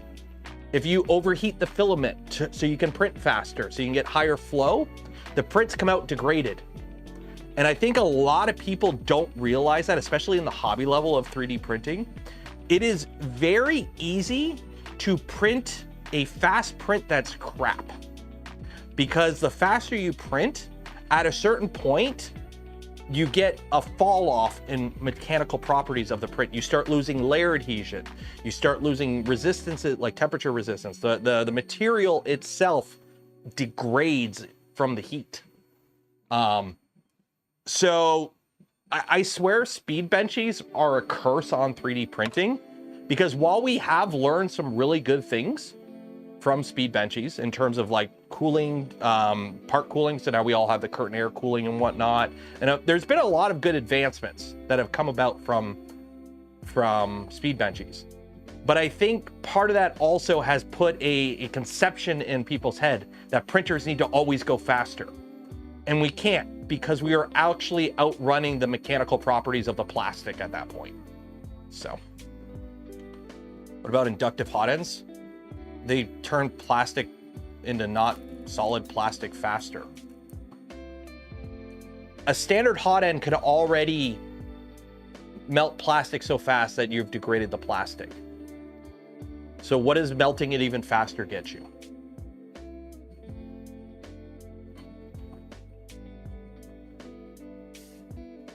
I mean, like, we have the tube. And the tube with a 0.4 nozzle is like the dumbest thing in the world, because you're basically cooking the plastic in the barrel. Like when I worked in injection molding, okay, like we have the injection molding presses.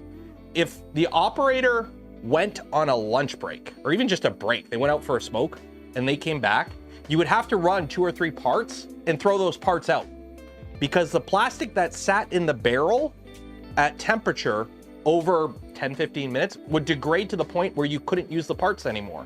They would look exactly the same, but the plastic had degraded from sitting at temperature for too long. So when you have an extremely long melt zone and a small nozzle, you might not be flushing that plastic through fast enough to ensure that the plastic isn't cooking in the barrel, essentially. And that's another problem with 3D printing. It's not consistent. Your flow rate changes throughout the print. So when you're doing, you know, a print like this, right? A big honking print like this, and you're down here and you're doing infill, and you're just splooging that plastic in there, right? You got your nozzle, it's just plastic everywhere, and it's loving it. But then you get up to like the tip, where your nozzle is still the same temperature, but that plastic is not flowing through it. You're doing a lot of retracts too. So that plastic is constantly in, out, in, out. Keep your mind out of the gutter. In, out, in, out. And essentially you start degrading that plastic in the nozzle, in the heat zone. It starts degrading. Because down here, you were just flushing out that plastic. But the current tech in 3D printing doesn't have the ability to adjust temperatures for flow rate right now. That's something we don't have in a slicer. We can't adjust flow on the fly to ensure that we're not degrading the plastic. We kind of have to just use the same value throughout the entire print, even though the way we are printing throughout the print changes. So you kind of have to go with the lowest common denominator to ensure that you are not dealing with degraded filament. But that's only if you care. Some people don't care about that. But if you're buying a printer because you need it to print stuff that goes on spaceships, you care about that shit. So if you're just printing stupid little brackets to hold a panel on, you might not care. But at a certain point, you do care. So. And there's a lot of stuff in the material science aspect of 3D printing. A lot of people have no idea. And like the only reason I know this stuff is because I worked in injection molding, which isn't the same, but it's, you know, we're still dealing with melted plastic. So there still is some carryover. So go back to oil. I've had to do that. When I printed my very first Voron, it was on a Monoprice Select Mini with MG Chemicals PETG, and I had an oiler on it.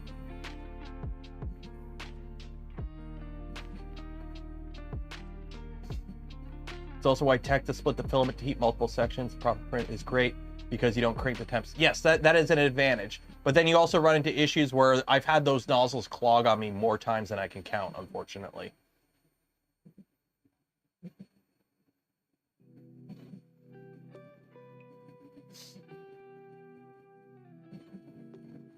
Rebecca. Yeah, Rebecca. So in your case, that makes sense because you were probably working in a production place. I worked in a mold shop. We built molds. We just had presses for tryout.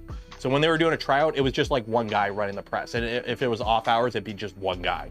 So if he took a break, yeah. Old man yells at material science cloud. Slicers have come a long way in the last. Oh yeah, there has been, in my opinion, way more advancing on the software side of things when it comes to 3D printing than hardware. Hardware, what have we gotten? We've gotten some better bed probes. I had a whole list, and unfortunately we made a list up one night. And that was the night my computer crashed because the RAM died. So I lost that whole list. But like the biggest things in my opinion that have come out of 3D printing in the past, like since I got into it about 7 years ago, is mostly software. We got some better bed probes. Filament has gotten better in terms of quality. Some new hot ends have come out. But like, I could have built this printer in 2016. There is nothing on a Voron V2 that is new. Think about it. You could, a bomb Voron V2, a stock bomb Voron V2, you could go back to like 2016 and build. There's nothing stopping you from going. Yes, it would probably be 12 volts. You'd have to have a duet if you want to, or you'd have to have dual ramps. But mechanically, there is nothing on this printer that is new. That you could build this, obviously. Yes, I know this has a Revo in it, and then the Nomi didn't exist back then. But I'm talking, I could have built this in 2016. Dual ramps, E3D V6. Actually, the only thing that wouldn't exist, I think, would be the Bondtech gears.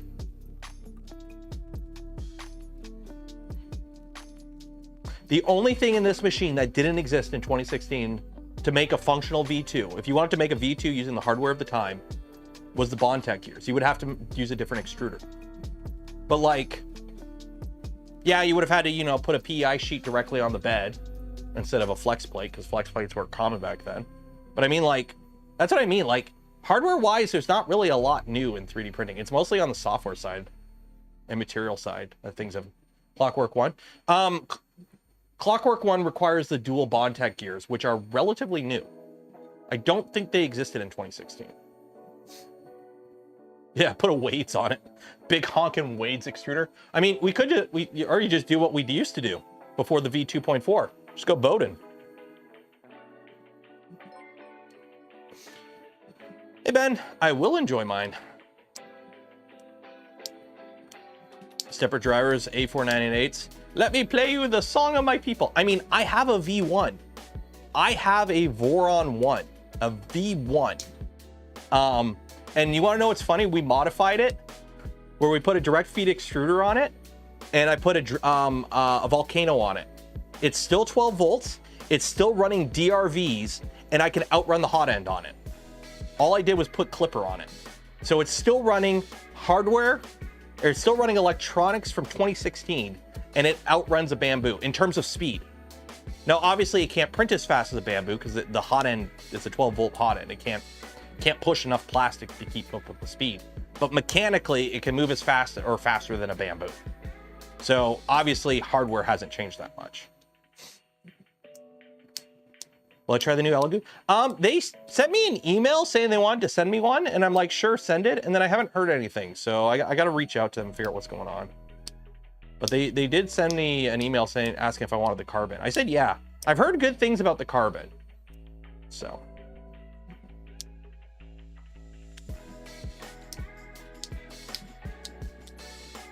What do I think about Calico Clipper? We are going to be playing with Calico Clipper on this guy. That's one of the reasons I don't want to fiddle with this. I was going to fiddle with this tonight, and then I didn't, because part of this is getting Calico Clipper on it. Did I see the open source stuff to come out of the S1? I did, but I haven't really looked into it much because I honestly don't like using my S1. I have an S1. It's here on the ground under the shelf. It's not on. I haven't used it in 6 months. I gotta get rid of it.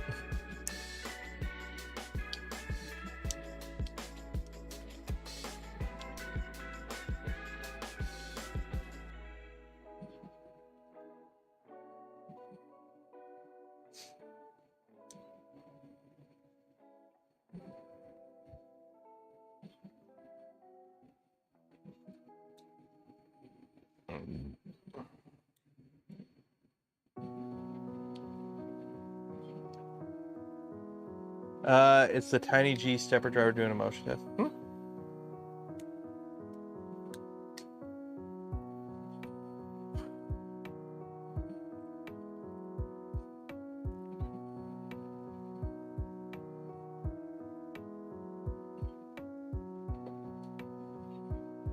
It's in the Discord. Let me see. Here's a motion test of 12 years ago. Driving the POLYMAKER. Yeah. I have an POLYMAKER original. I have this exact machine. We were doing stuff like this. We did a live stream where we did stuff like this on my POLYMAKER. We flashed Clipper on it. The problem is, it can move this fast, but it can't print this fast because the hot end just can't keep up. Like, here's the thing. Whenever you think a 3D printer is fast, just look at a pick and place machine. Just look at a pick and place machine. I mean, this machine does 1 meter a second travels. I mean, granted, it has clear path servos and ball screws, but it does 1 meter a second travels. What are we printing? We're printing a rose.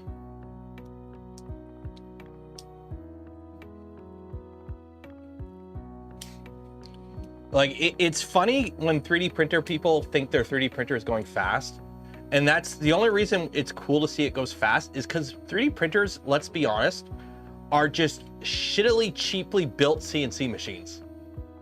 Like, if anyone here has actually seen a proper CNC machine move or a pick and place machine move, they dance circles around these. It's just 3D printers are built really cheaply.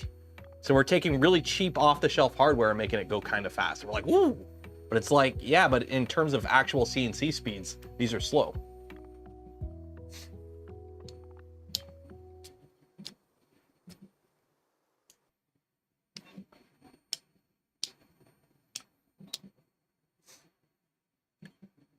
Like, remember, the fastest 3D printer in the world is just more 3D printers.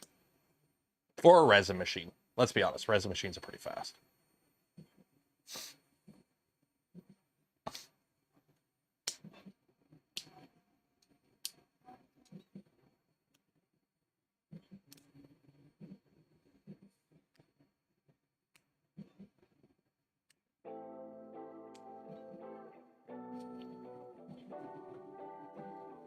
Mendel Max. Oof. Ricky Murdy. This was pretty cool. Apparently Dude Perfect did a video today where they were talking about a bunch of stuff and they had a Cocoa Press on it. So that's pretty cool. So good for Ellie and the whole Cocoa Press team. There's a little bit of PR win. How many walls? This is printing. Oh, wait, what'd you ask? How many walls did you slap it with? Let's estimate. Oh, this is just stock. This is whatever the stock PLA profile is in Orca Slicer. I think it's like 3.5 hour print time. It's the stock model, organic supports auto-generated bed only, whatever the stock settings are for PLA. So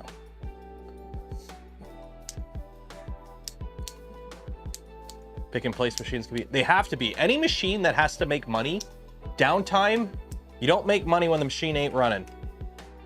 Some of the highest paid CNC programmers in the world, or any industry, are those that are just really good at optimizing. Because if you can make the machine run faster or run more efficiently, it makes more money. That's why depending on your use case, it may be better to have fewer machines that have more uptime than more machines that have downtime, because downtime is killer.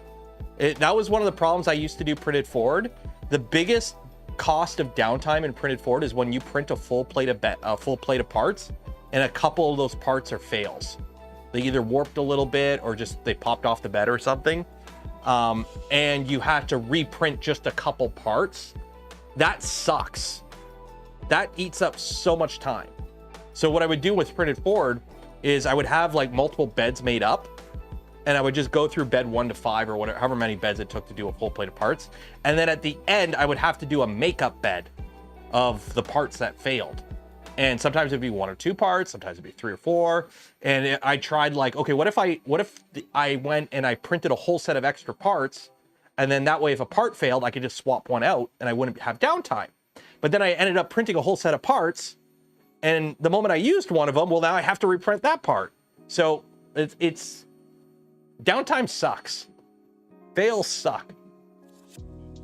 And depending on what type of operation you're running, what type of throughput you're trying to get, what you're doing, it can get really bad. That's one of the reasons I stopped doing printed forward. It just became a pain in the butt.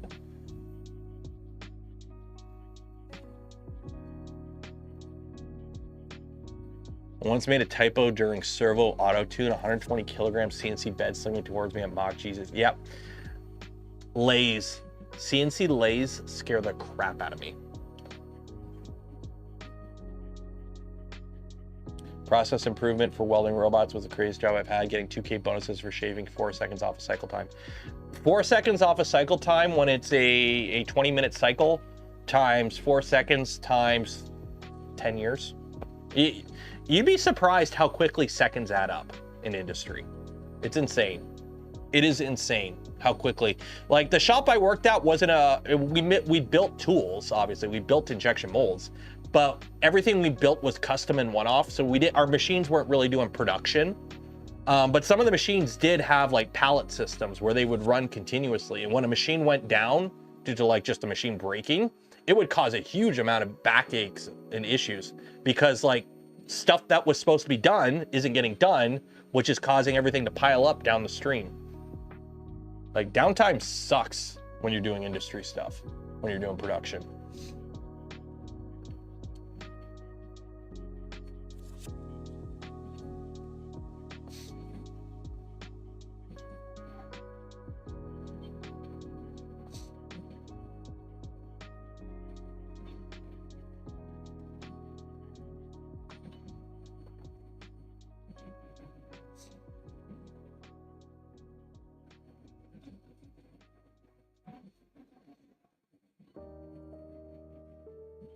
Everything's, oh, I hate dude, they tried bringing in like just in time and 5S or 6S. They tried that stuff multiple times in my shop.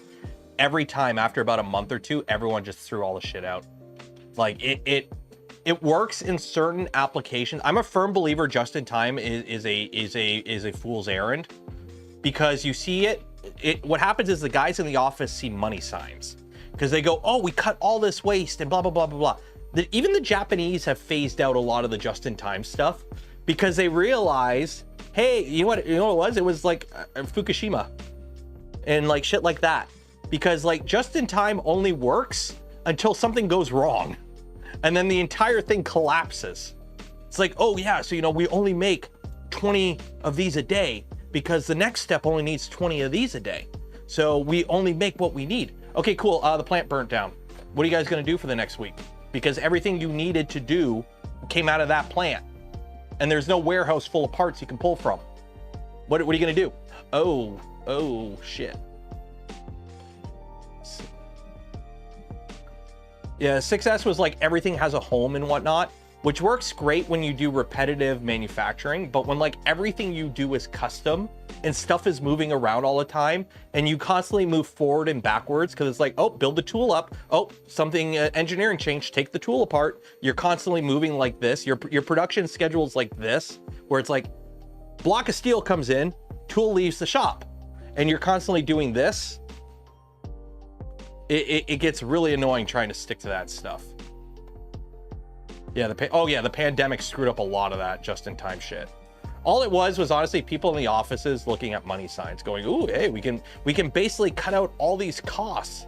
It's like the US government right now. Let's cut all this waste out. Yeah, we saved $2 million by firing all these people. Yeah, but their department brought in $20 million a year. Yeah, but we saved $2 million.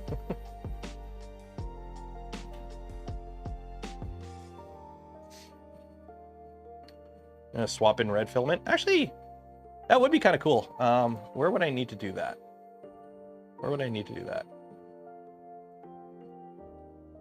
So I would need to swap in red filament.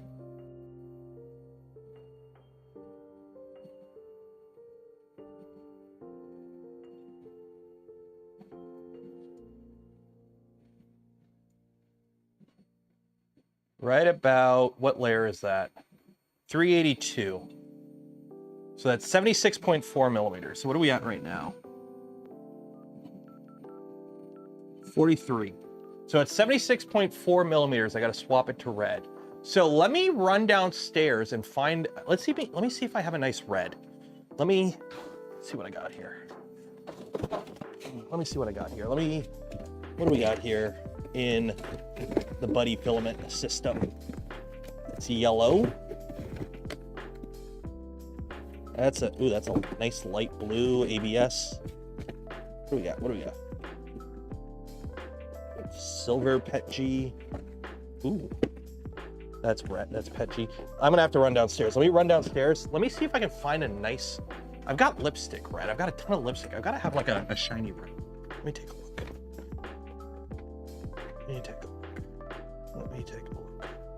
What do I have for a nice shiny red? Well, that'll work. There we go. PLA Galaxy Red.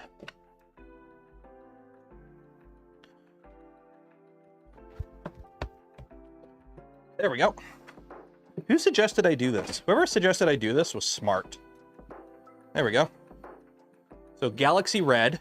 This is Sparta 3D Galaxy Red.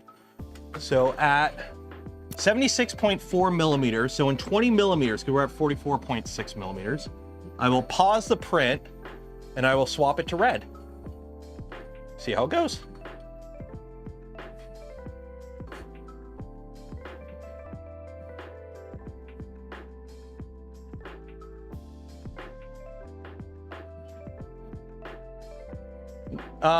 This is new, but this has been sitting downstairs for a while.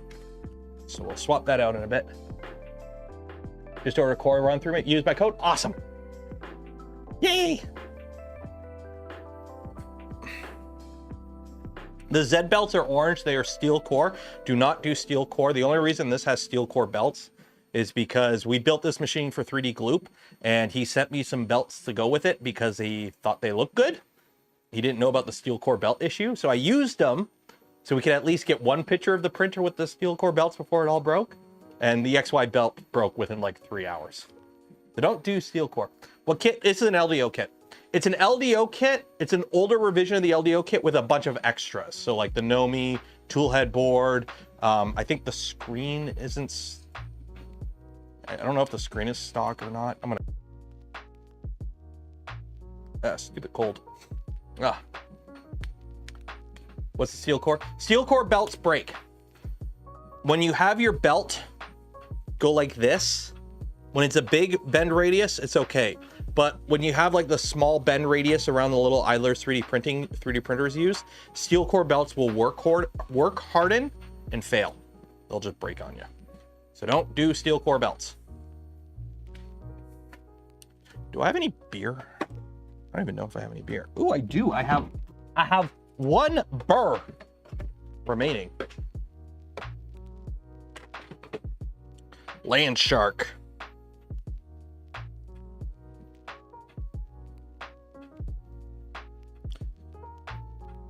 Brewed under license by Carlsberg, Canada. I'll take it. Oh, did you guys see this?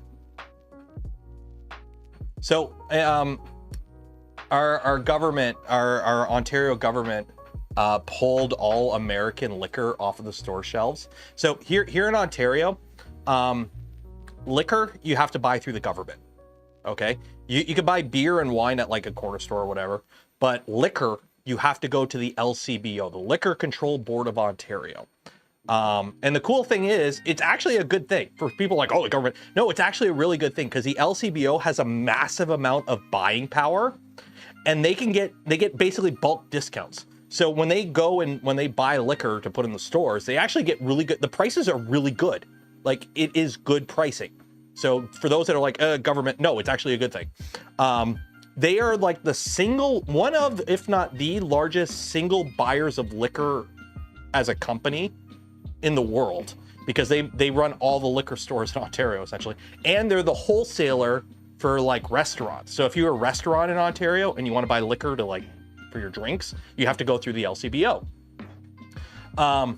So Dougie Ford, everyone hates Doug Ford, but he's our guy. It's like nobody likes him. He's like a pit bull in politics, but he's our pit bull. So he went and pulled all American liquor off the shelves, which that's several $1 billion a year in sales. But some other companies are having fun. So Moosehead Lager came up with this. It's the presidential pack. And it is a thing you can buy, but it's one can for every day of Trump being in office.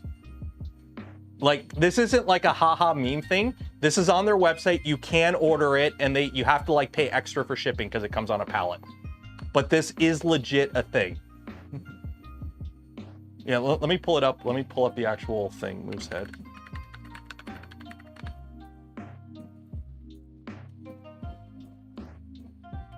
I live in Ontario, yes. Yes, I can buy liquor.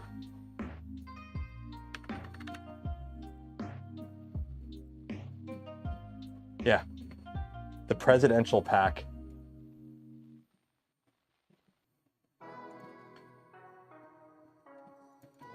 What does it say on the side? Congratulations, you are now 1,461 beers closer to 2029. We can't predict how the next 4 years will go, but considering how 2025 started, we have a feeling this many beers will come in handy. Add to cart. Required fees, presidential pack deposit. So it's I'll be honest, I kind of want it for the crate. Because like, imagine having that just sitting in the back, just having that in the back. Moosehead's not bad. Moosehead's not a bad beer. I know the layer slop. We got time. We're only at 50 millimeters. We have to go to 76 millimeters.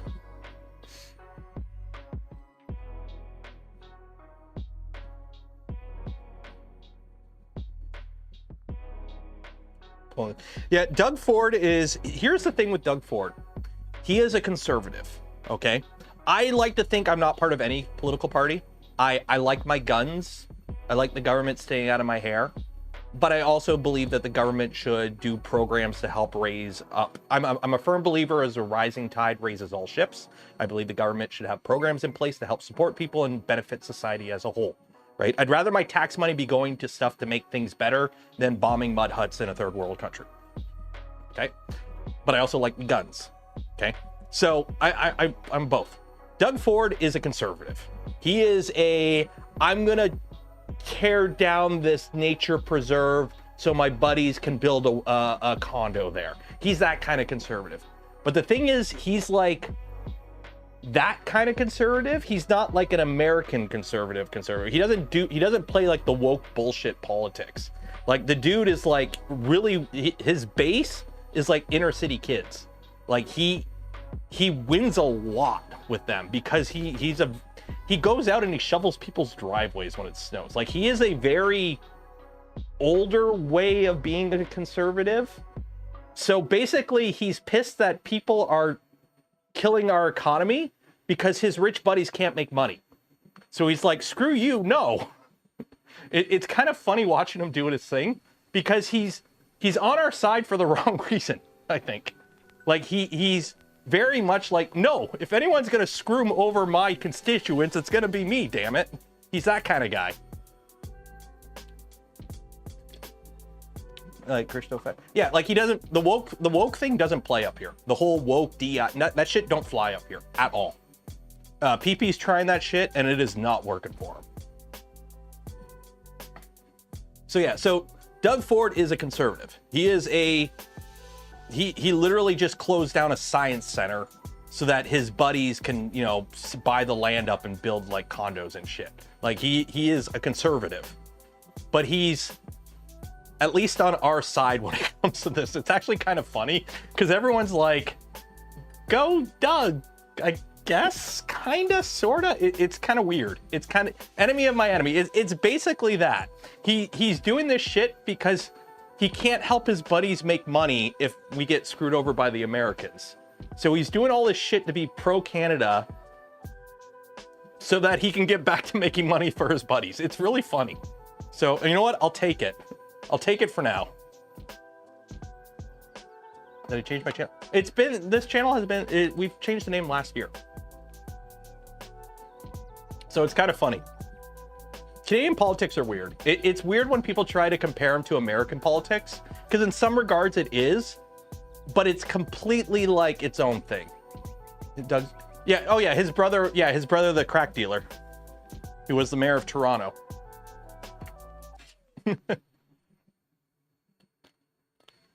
Yeah. He's Steve. A lot of people are referred to him as our little pit bull, basically.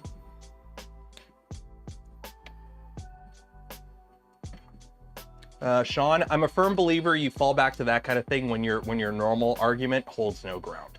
If you can't win based on normal traditional arguments, you fall back on that shit. But that's just me. I just broke my Nomit 2 trying to swap out the mounting bracket. I'm assuming you mean Nomi? What's a Nomit?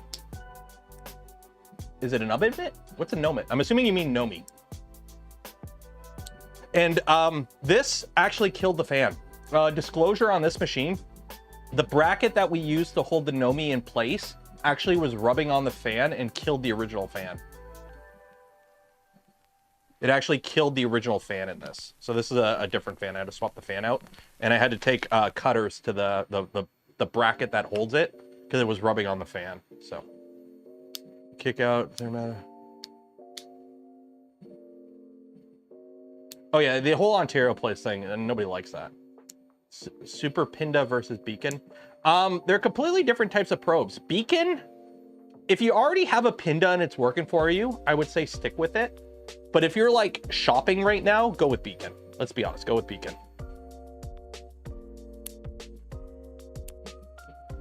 These aren't painted. These are, I can't remember exactly what it was, but these are like anodized. They're not anodized. They're like vacuum bonded or like these extrusions were professionally done. With a few USD. Did you? Oh shoot, did I miss it? Sorry. Andrew, $10. Cheers and appreciate. Here's for the Crates Fund Starter. Cheers. Sorry. If you donate and I forget to thank you, just let me know. Sometimes I just miss it in chat. What are we at? When do I got to do the turn? Oh, 55 millimeters. Still got time. Yeah, this is the glute build. This has whatever the stock extruder is for the LDO Rev C kit. I'll be honest, we're going to be honest. This machine isn't going to probably see a lot of print hours. This machine is built for Gloop so that they can use it at like trade shows and whatnot and have it in the office as kind of like a showpiece. Because right now I think they just have like a Prusa they bring around. So this is more of a show machine than a actual will be doing production machine kind of thing. And I'm gonna take this time right now, or no, I'm gonna leave it. What green is it? It is Filament Galaxy Green, PLA. And then at a certain point, we're gonna pause the print and we're gonna swap it to a Galaxy Red for the rose. Because we're trying to print a rose. We're printing this rose here. And we're gonna pause it right here and do a filament swap and see how it goes. Am I gonna replace the Z belts? No. I'm hoping these belts last. They are 9mm belts, so they're wider, so there's less force on them. And they're Z belts, so they don't really move a lot compared to the XY belts. I'm hoping these last a while. If they do die, they are actually very easy to replace. Z belts are easy to replace on a Voron. And I'm just gonna include the belts from the kit when I give it to Andrew. So if it does die down the line, they can just swap it out on their own. So, not a huge deal.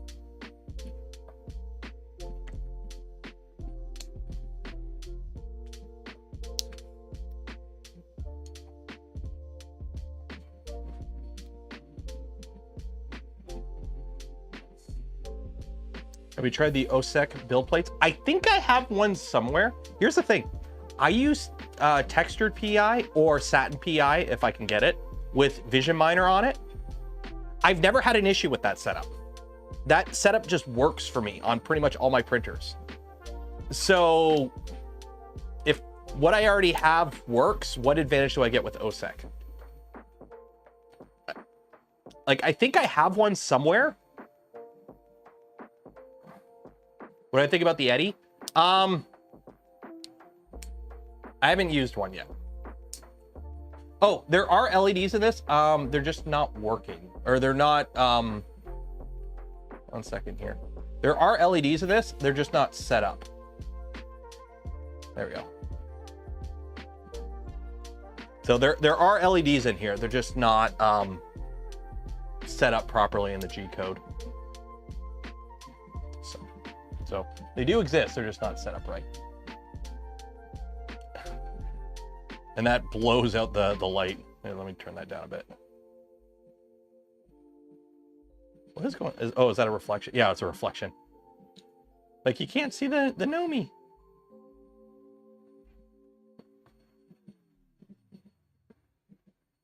You see me? Hi. Thumbs up. Quack. Quack, quack.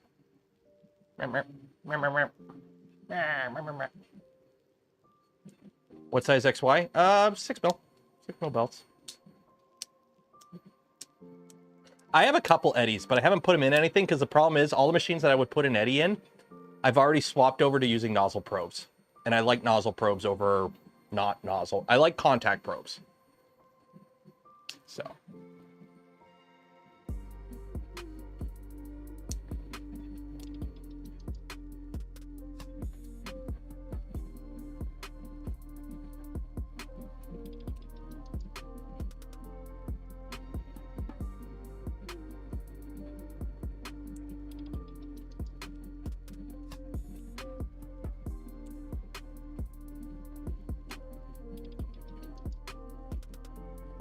I had a referral code for Enders? What?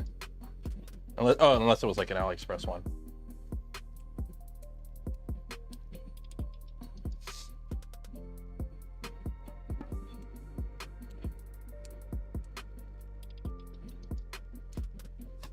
A link to Banggood. Oh God, Banggood. I remember Banggood. You guys remember Banggood?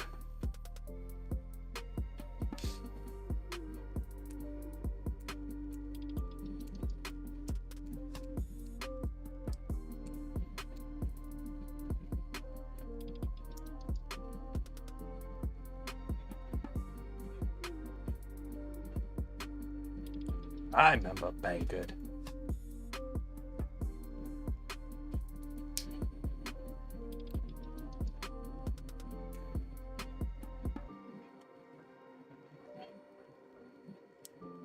Yeah, I know it's still around. It was like there was Banggood, there was GearBest. I'm trying to remember. Those sites were like really popular with like the early days of 3D printing. Like I know I got my original FPV stuff off Banggood.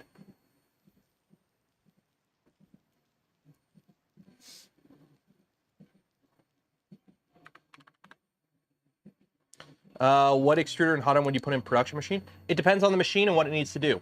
Are you ready? If I'm buying machines off the shelf, I'd be using what the machines come with. Simple as that. If I was building a machine, it depends what the machine's gonna do. I'll be honest, I like Revos. Revos are really nice because you don't have to worry about oozing. The nozzle, you don't have to worry about oozing. You don't have to worry about heat tightening. You have the same advantage with neck extruder nozzles. Like this style of nozzle where the nozzle and the heat break are integrated, I'm really sold on right now. I'm really a fan of that style of hot end. The only downside is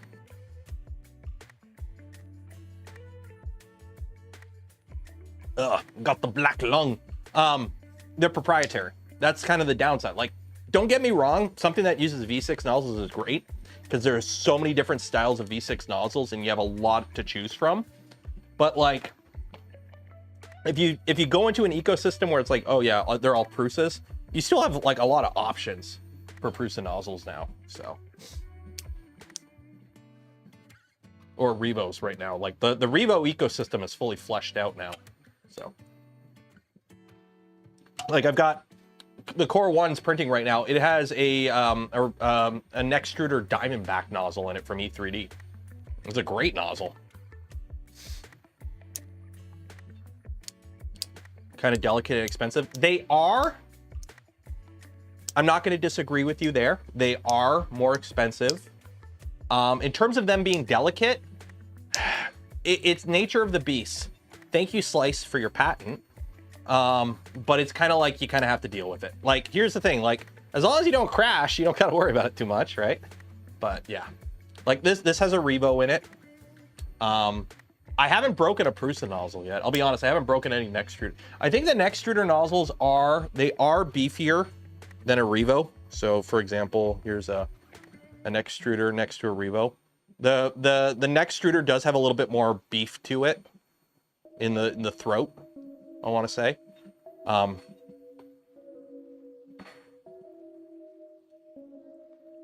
It's hard to say. They both do the same thing. As long as you don't crash, you don't got to worry about it, right? Just don't crash. Just don't crash. I've bent a couple of Revos too. I have. You have to understand, nozzles are a consumable. Simple as that. Nozzles on a 3D printer are a consumable. Whether they last a week, a year, whatever. Nozzles are consumable. You will have to prepare to replace them.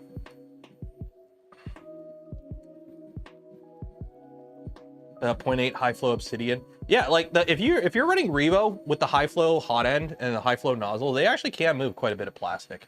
They can move as much plastic as you need to without running into degradation issues. I like to put it that way. I just like not having to dig out a tool to do a nozzle change. It's like, oh, I got to do a nozzle change. Okay, just done. None of that. Where'd I put that wrench? Where's my socket? Shoot. Is this the right one? No, like, no, you just done.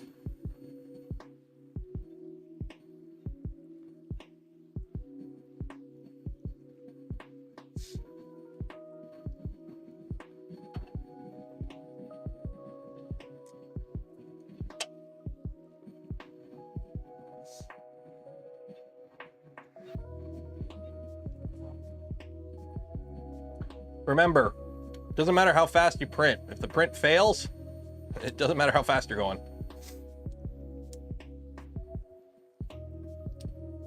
Diamondback? I have Diamondback. Diamondbacks are nice. Diamondback is the, if you're like, I'm only ever gonna buy one nozzle for this machine, and I know it's gonna print a ton of abrasive stuff, go with the Diamondback. Diamondback, they've got better heat transfer than tungsten, I believe. So the slick nylons, the silicon industrial carbide nozzles or whatever, the Diamondbacks do have better heat transfer. They can't get as high of a temp though. That's the only downside with the Diamondback system.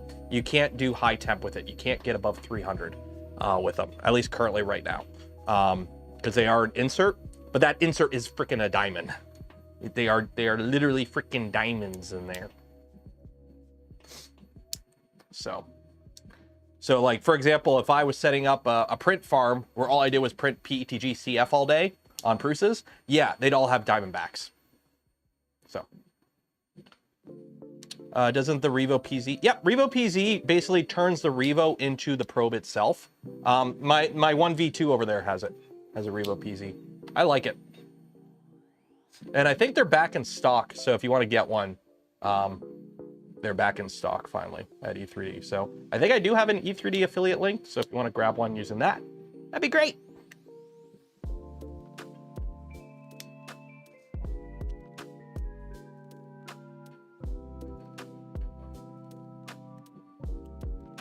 Well, it's funny, Diamondback, for those that don't know, Diamondback is a subset of US Inventive, which is like a massive industrial company that makes like diamond drilling bits for like oil rigs and shit. They have like this massive industrial like company, and then they have Diamondback in their corner just making nozzles. It's pretty cool. The Diamondback, if you ever get a chance, if you're ever at a rep fest or whatever, and the Diamondback guys are there, just talk to them. They're great folks. The Diamondback team are great guys.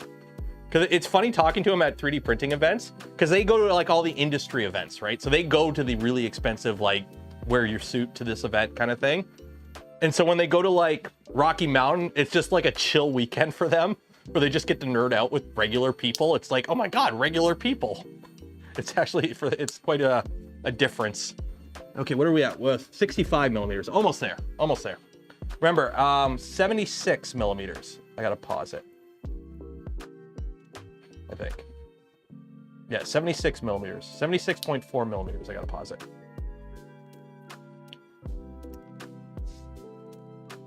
Kind of like the rail eliminates skipping. Yes, but it also doesn't push down the curl, so.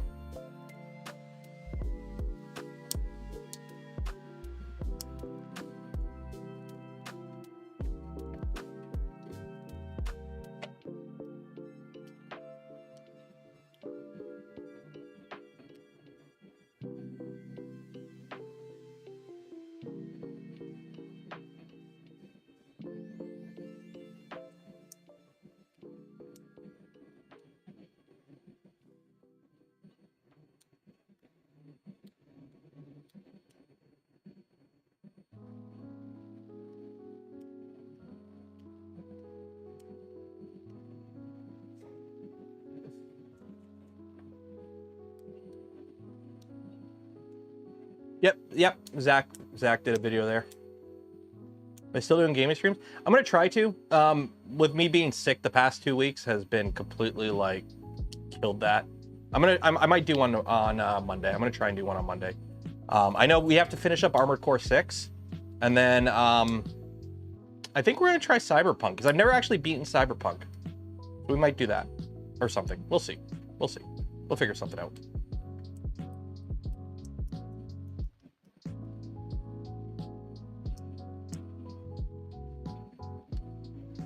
Vector 3D is tear down. See, I'm smart. I knew Vector, I knew Simon was gonna do that, so I let him do that. And then I'm like, I'll just wait for Prusa to send me a kit, and then we'll just build one. So that way I don't have to tear it down. So I bought Cyberpunk when it first came out. I put like 20 hours into it over like, I started a playthrough, I put like 10 hours into it. Then I started a second playthrough, put like another 10 or 15 hours into it. And then I just kind of stopped playing, because it was kind of broken a bit when it first came out. And I'm like, I'll play it when they fix it. And now they fixed it, the expansion's out. I just haven't gotten around to getting into it, so. Plus now my computer can actually run it near full. Because that when I got it, I had a 5700 XT. Yeah, I had a 5700 XT video card. So that's like as an AMD 5700. So that's like about a 2070 in terms of power. Now I have a 3090 and a 5800X CPU, so it's like I can actually run it with all the eye candy on.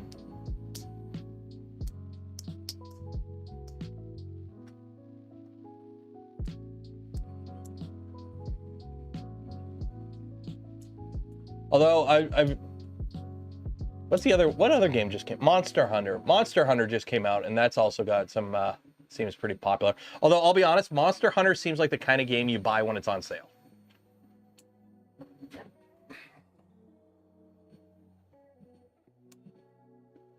Height check, 68 millimeters.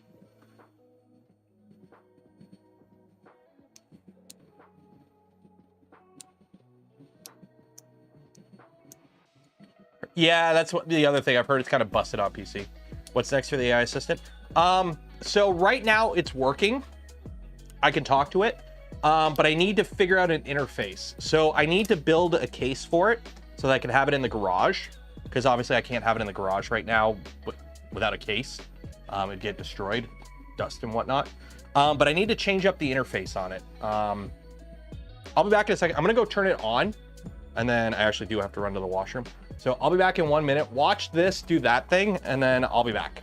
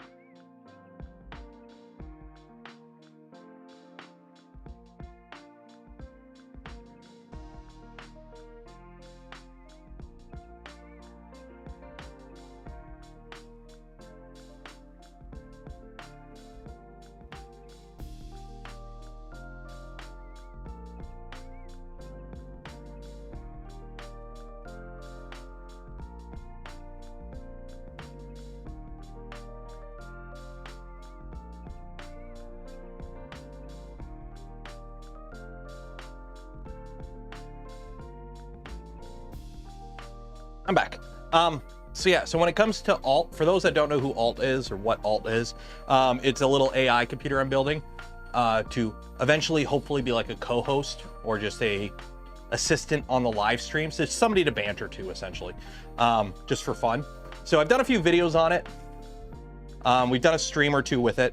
So it's up and working right now. I can talk to it, it talks back, fun times. But I gotta try and figure out how to make it more accessible as part of the channel. And the idea is to have it be an analog AI. And by analog, I mean entirely self-contained, no internet access, and it be a physical thing I talk to, right? Not just like a little thing that pops up on the screen. Like I want it to be like an actual thing I talk to. So part of that is having it interactable, which means a user interface. I gotta, right now I'm using Open Web UI to talk to it and interact with it, which works. But for example, there's no push to talk button. I have to like click a button on the screen to have it start hearing, and then click the button again. Like I can't, it'd be nice to have like a push to talk button or have it be voice command. And then also I need to have some form of physical feedback as well. So it's kind of like, I'm gonna dive more into it when I get back from China. It's just kind of right now, I got the basics of it sorted out. Now I just need to build upon it. And unfortunately, part of that is probably gonna have to get somebody to do some programming. So. Well, a push to talk foot pedal is still a push to talk button. It's just where did you put the button?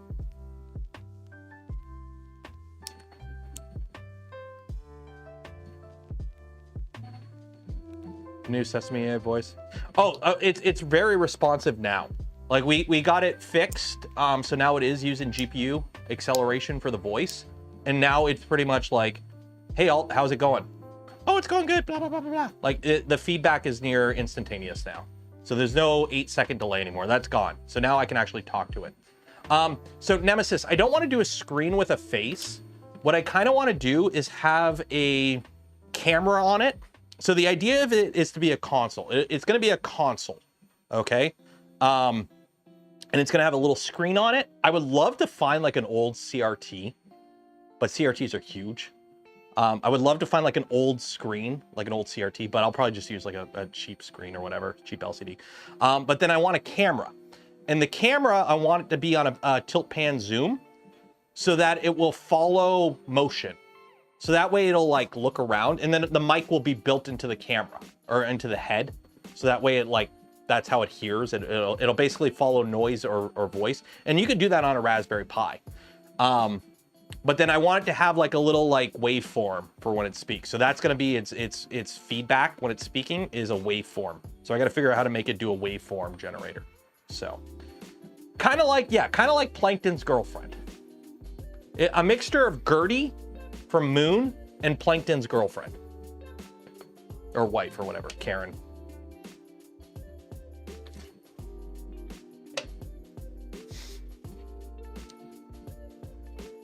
Skeleton co-host. Yeah, kind of like Craig, or not Craig, what is it called? Jeff? I think it was Jeff.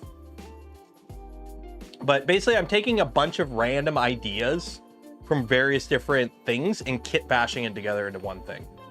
So, what are we at right now? 72.6. So 72.6, and what do we need it at again? You know, I've said it a million times. 76.4. Touch from Arya. Isn't Arya the what's his name uses? The guy, the nuclear guy?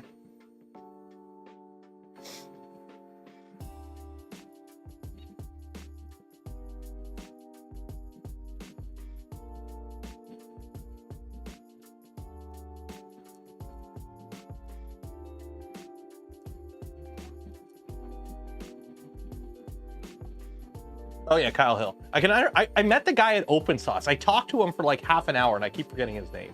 Like I've been subbed to his channel since forever too.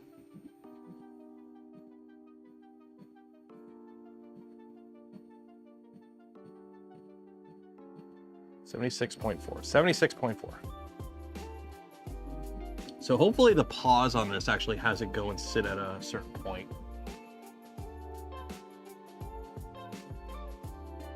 So when this is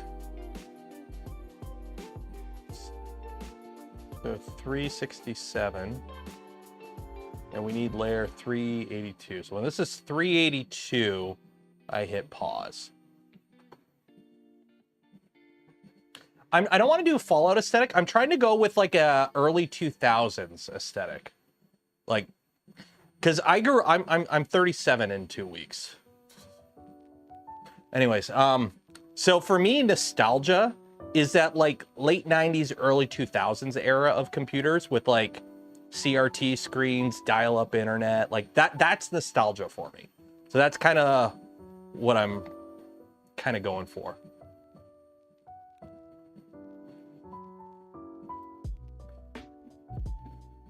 I'm actually gonna this year. I'm actually gonna be gone for my. I'm gonna be in China or traveling. The like the Saturday, I think it is, before I head back is my birthday.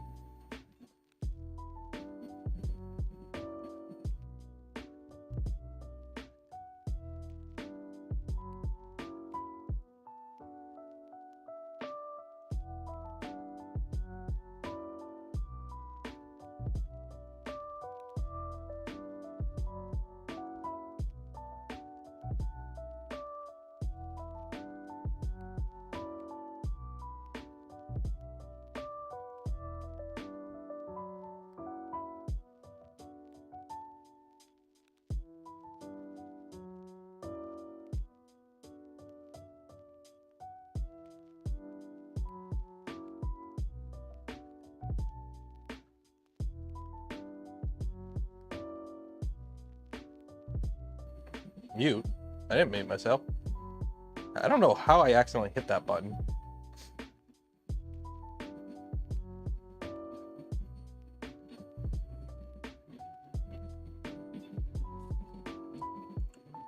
But yeah, stuff. Going to China, going to TCT Asia, which is a trade show, and then going down to Shenzhen for some stuff. So should be fun.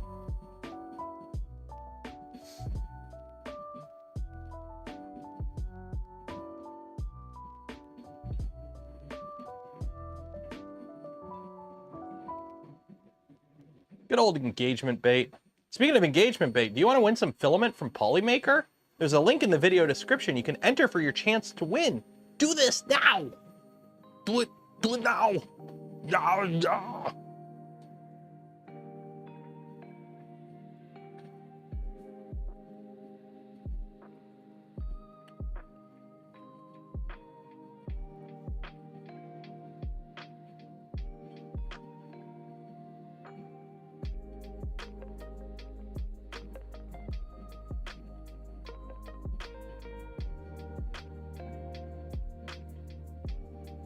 You ate it too much.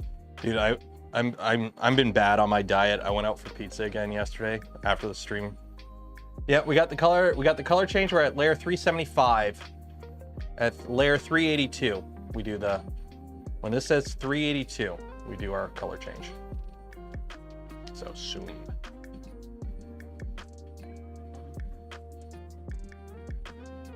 And you're interested to stop playing in China other than trade show? Well, I'm being flown out by a company. So the trade show will be 2 days, I believe. Whatever else we do in Shanghai, I don't know. And then the plan is to go down to Shenzhen, go do a tour of Big Tree Tech. And then hopefully we're gonna spend a day at the market too, the electronics market. I'm gonna try and do some vlog videos. I've never done a vlog, like a travel vlog. So I'm gonna try and do a travel vlog. So that'll be interesting. See how it goes. I don't know how it'll go, but we'll see how it goes. I don't like doing videos. You guys know that. I'm gonna try and milk as many videos out of this as I can.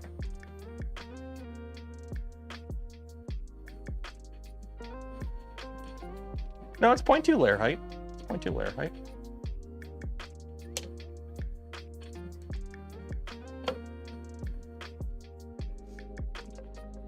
So, 378. Don't go to the wet markets in Wuhan. I mean, I've already had COVID twice, maybe 3 times, so should be good.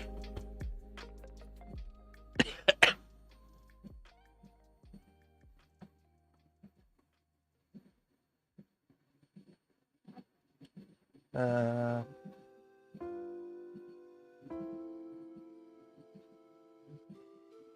I have a bomb on the loop build? What do you mean loop? Oh, gloop. This is just a LDO Rev C kit, which is actually an outdated kit. So don't get the Rev C. I think they're on Rev D.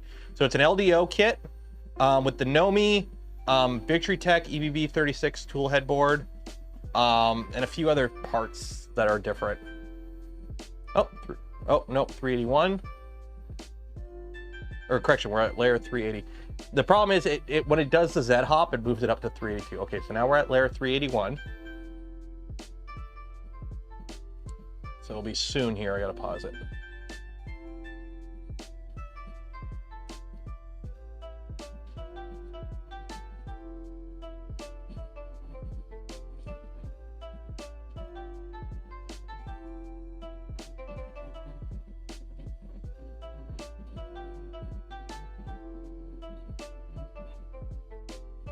There we go. Okay, pause. Right, you're gonna go over there. Unlock. Yank the filament out.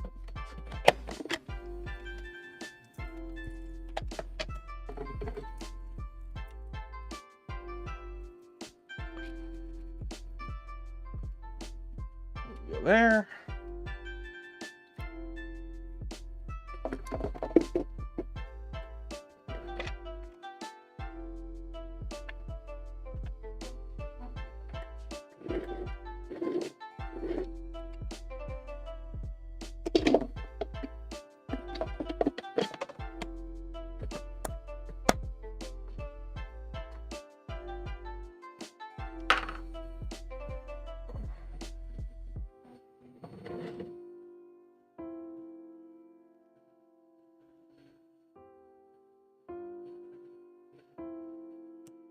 Walk. Pull out the excess. And don't click cancel, click resume. Ha. There we go.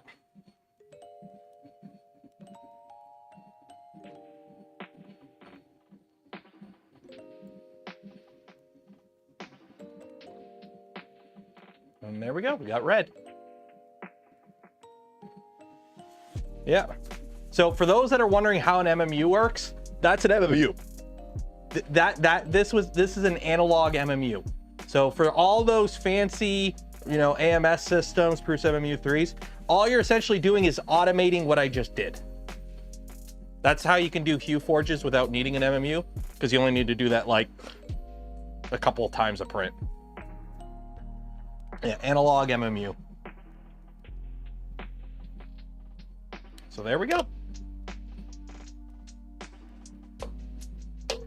I'm actually kind of hoping Bamboo will be at the trade show, TCT Asia, because they said they're announcing their new printer before the end of Q1. Which, when does Q1 end? When does Q1 end? They got to the end of the month to announce their new printer. And as far as I'm aware, TCT Asia is like the only like 3D printing-ish trade show between now and then. So maybe they are gonna announce, maybe I'll get the exclusive first look at it. That would be funny. I get the first look. They're like, ah, shit, we hate this guy, but he's the only content creator here. Shit, okay, I guess we gotta do a video with him.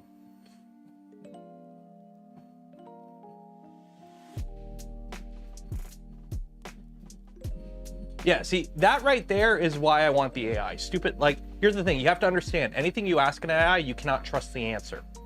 It's like right now, I made this stupid little meme. Let me find the meme I made. Let me find the dumb meme I made. I made a meme, and I like to think it was a very good meme. So one of the people I follow on Twitter is Dead Kennedys in Space. He makes space videos. But like, this is very big on Twitter right now. It's like, at Grok, what is this? Grok is like, oh, this shows the Lunar Reconnaissance Orbiter capturing. No, this is a freaking thing that just crashed on the moon. But like, this is currently the thing on Twitter, is people asking Grok, what is this? Because, hi, I'm a dumb human or a bot. Most likely, I'm assuming everyone who does this is either an idiot or a bot. So it's not worth arguing with either of them. But now it's like a thing where it's like, I don't know what to think. AI, tell me what to think. I really hate that trend. But anyways, so I made this. I'm the dumbest man alive. Let's see what Grok says. Oh, clearly you're dumber. So I made this. This was a primo meme, I want to say. So yeah, the trend in social media right now, it's very prevalent on Twitter, of people just, well, the AI says this, so you're wrong. Or like, if you're asking an AI LLM what you should be thinking, you don't deserve to think. I'm sorry. Like, it's different to use it as like a reference, like, oh, just bouncing ideas off of it, or using it to fill air, like I kind of want to use it for. But people that literally just go straight to it and assume the answer they're giving is correct and factual, my brother in Christ, I fear for humanity's future. Like, even old musky boy there is like, he's like, don't Google it, grok it. And it's like, you are dooming humanity with that mindset. Yeah, I know who Doug is.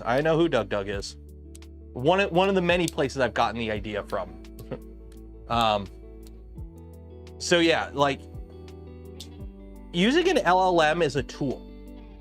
But if it just goes like, hey, what is this? Oh, this is that. Okay, I guess you're right. No, you cannot trust anything an LLM says. You cannot. Because they don't know the answer. All they do is just regurgitate an answer based off estimation. I think this is what the next word in the sentence is, and this is what you end up getting as an answer. Is it right or wrong? You don't know. It would be different if they spat out sources. Like, at least with Wikipedia, when I grew up when Wikipedia was new, and all the teachers were like, oh, you can't use Wikipedia, it's not valid. So, but the thing is, on Wikipedia, you can go to the end of the Wikipedia article and look at the sources, and you can verify. So yes, you can use the Wikipedia article, go, okay, oh yeah, 1 + 1 is 2. Why is that? Oh, here's the source. I can reference the source to verify the information if I need to. With an LLM, it just goes, 1 + 1 is 3. And you're like, well, yeah, Grok said it is, I guess it is. It's like, ugh. Yeah. Or you know it, yeah, we're gonna be feeding plants Brondo because it's what plants crave.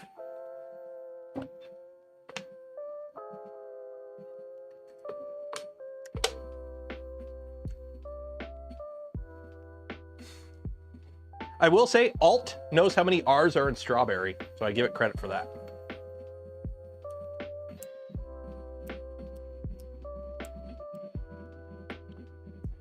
It is great for making legal documents. The problem is, Nico, do you trust it with your life?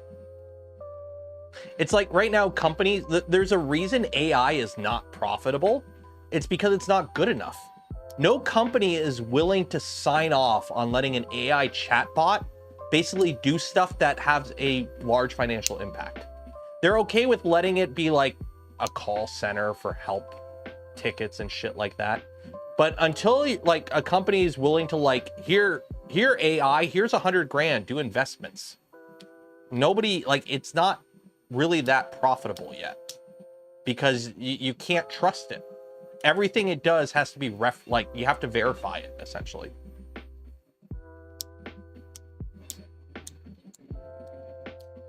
I like to have an AI write shell scripts for me and then randomly run its route. Yep. We use it for, yeah, that's the funny thing. What is it? One of the biggest uses for AI right now is somebody going, shit, I have to write a large email here, but I only have these bullet points. Hey, AI, take these 5 bullet points and make an email out of it. And then you send the email off, and then the person on the other end goes, shit, I ain't reading all that. Hey, AI, take this long email and condense it down to bullet points. And that's like one of the most common uses for AI right now.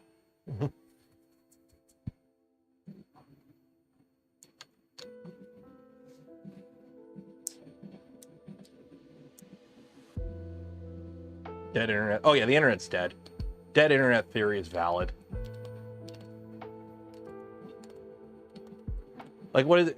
ChatGPT is like, yeah, our most expensive tier for a user is $200 a month, and we lose money on that.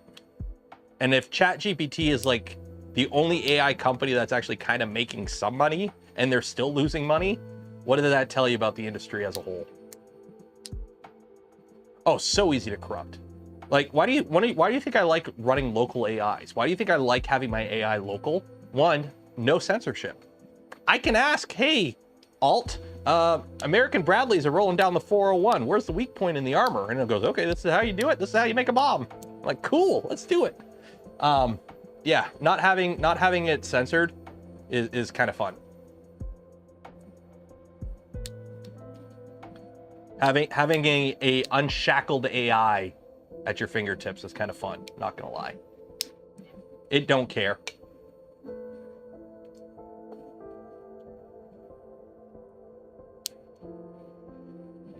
Yeah, ERCFA, yeah, Google told me the other day, ERCFA stands for extremely reliable color filament. Well, it's like, what was it? I seen it, somebody at like one of the mechanics forums on Reddit, one of the like workshop, whatever. Somebody like just Googled, like somebody came into the shop because their tire fell out. Like they Googled, hey, how many newtons do I need to torque my bolts on my tire to? And the Google AI just spat out like 37, like a very, like too low of a value. And the person just went, oh, okay, not enough. Like that's the problem. You can't just trust it.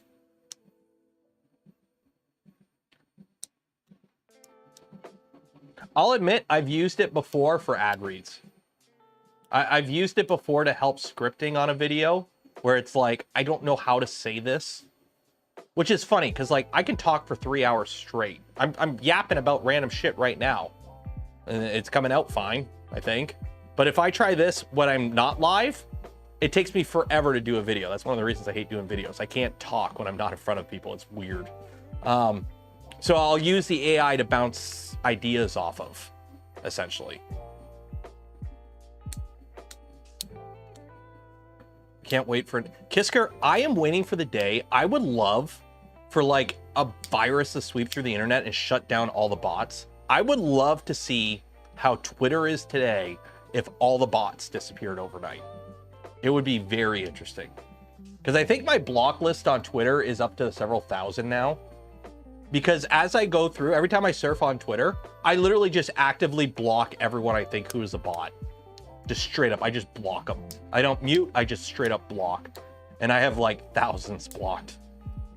Although on the bright side, my feed is actually pretty nice now.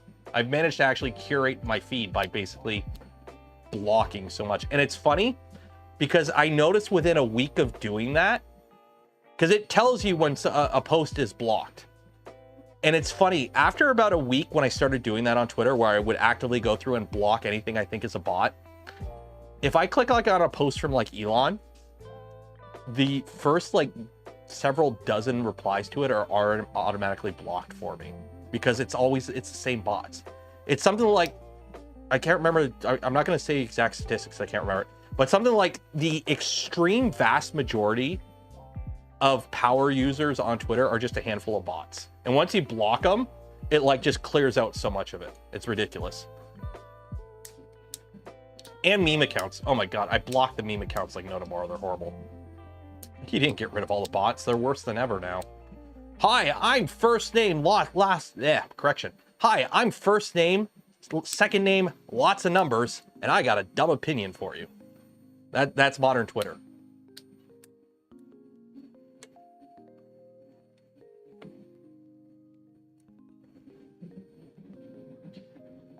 Kisker, I'm so disappointed. We are this close to the cyberpunk dystopian future where everything's run by corpos, and I do not have cool laser eyes or robot arms.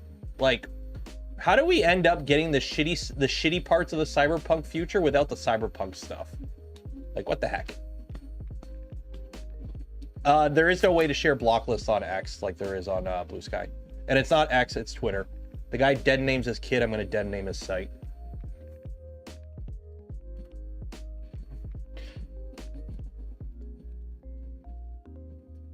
Make one comment on Uncle Jesse and I have 80. Oh yeah. Yeah, the site is perfectly good, and then I post something, the very first reply is a random porn bot. Yep.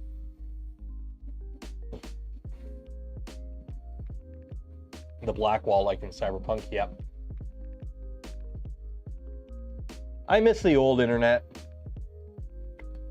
Bring me back to Stick Death, Newgrounds, and Albino Black Sheep, man. Remember Albino Black Sheep? Let's go watch some Animutations, guys. Let's go watch some Animutations. I remember. No, it's red. It's red. It's just looking a bit orange because of the camera. It's red. You can see it a bit better there. It's red. It's Galaxy Red, Sparta 3D Galaxy Red PLA.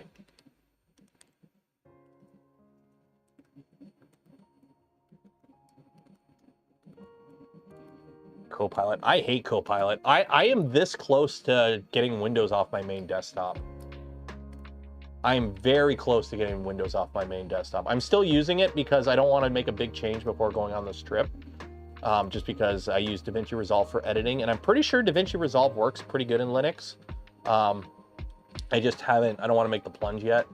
But I am this close to going Linux on my main desk. I think I'm just going to go Linux Mint. It seems pretty stable enough. Like, I figure if I go with one of the bigger distros, I'll have less issues. Like my framework laptop, I have Bazite on it. So.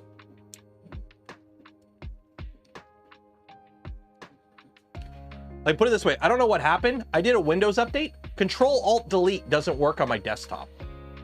Like, I can open the task manager if I like open it as a program, but Control-Alt-Delete does not work on my computer. I don't know why. It just all of a sudden Control-Alt-Delete doesn't work on my desktop. I don't know. Freaking Windows. Get Bill Gates in here.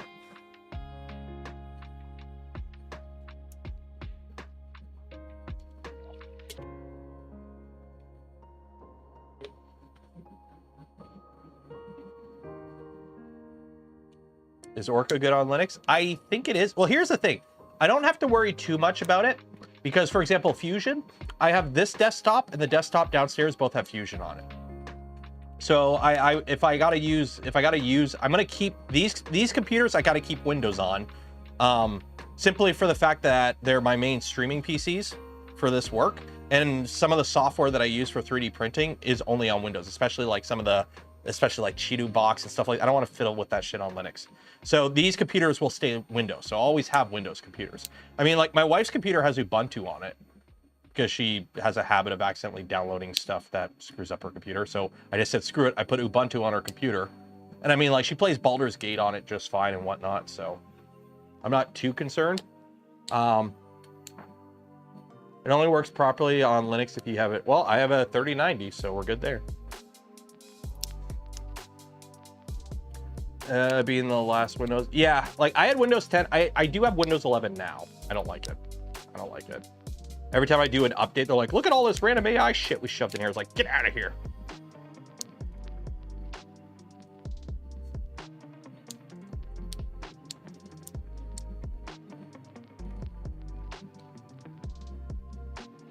What do we print on the core one? More panel clips. More panel clips for the this guy.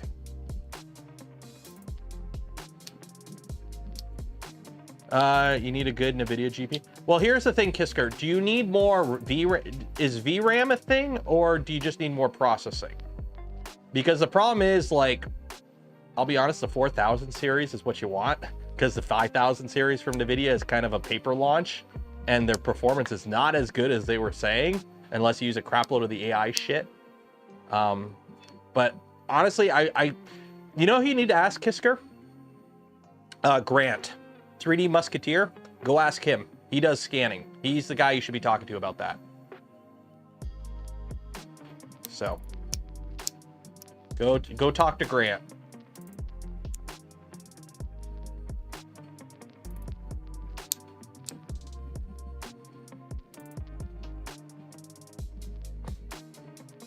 I built 2 full AI data centers for companies now. Oh, damn.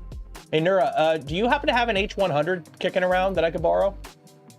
You got any H100s fall off a truck?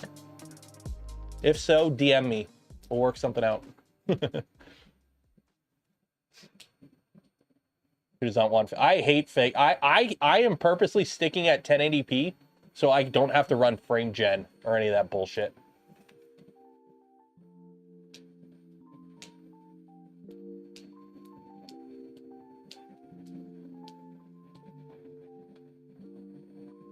I have access to 150 of them. Again, if one falls off a truck, just hit me up on the. I'll let you know the address. You can DHL, UPS, FedEx. I'll take it.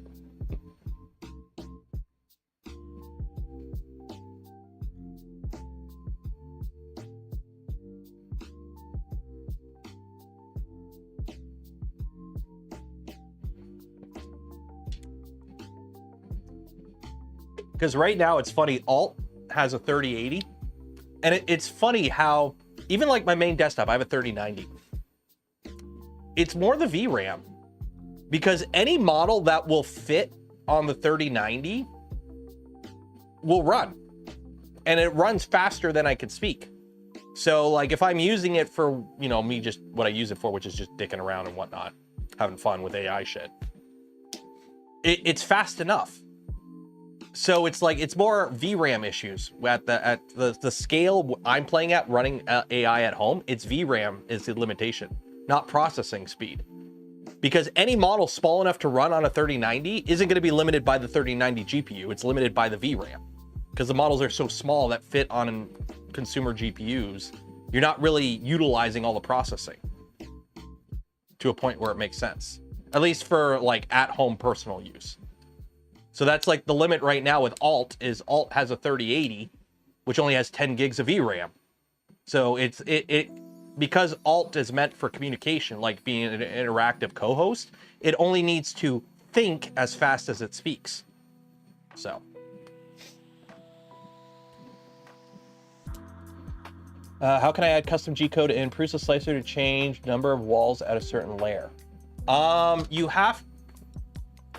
don't know how you would do that. I'm assuming it's something in this side.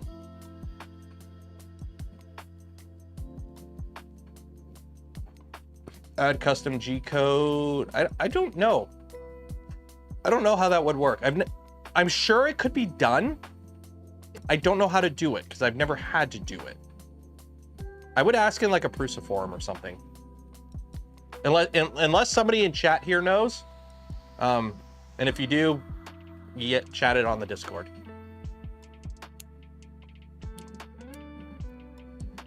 Yeah, you would probably have to do a modifier. Yeah, it would be a modifier. Have you seen two AIs talking to each other and they're on? Yeah, I seen that. That was, you know what's funny? That's just dial-up. They just start communicating over dial-up. Remember, you know, dial-up, that the noise dial-up makes? It's because it's taking a digital signal and converting it to analog. That gets converted back to digital. And analog is the noise. So essentially, they are just doing dial-up to each other. It's kind of funny.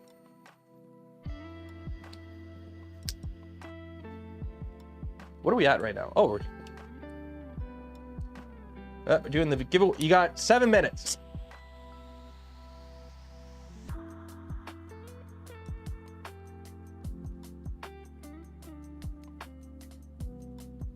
I live. Ah.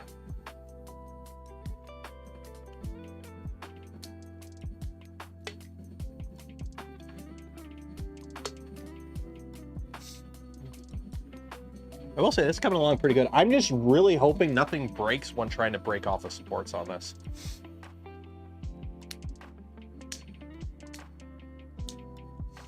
Been really happy with Mac OS. You still thinking of getting a MacBook?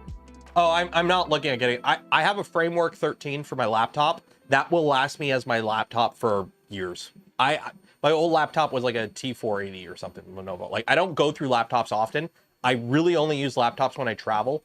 And literally they're just used for like keeping me entertained. So I don't need a powerful laptop. So I'm not looking at getting a MacBook. I got the Framework 13 last year. Somebody in the community sold me to it, sold me it used, and I love it. I won't lie if I've sent some feelers to Framework though about their desktop, because that thing looks like it would be very fun for AI. I got the damn flu or whatever it was, and Christmas took me in the middle of February. Dude, Steven, I had that last week. Like, last week I streamed Tuesday, and then I was completely out of commission until Monday. And I'm still sick. I got the Framework. Yeah, honestly, Double T, if I had the funds to buy one of those boards, like, it's really cool what Framework's doing. If you don't know, Framework has this now.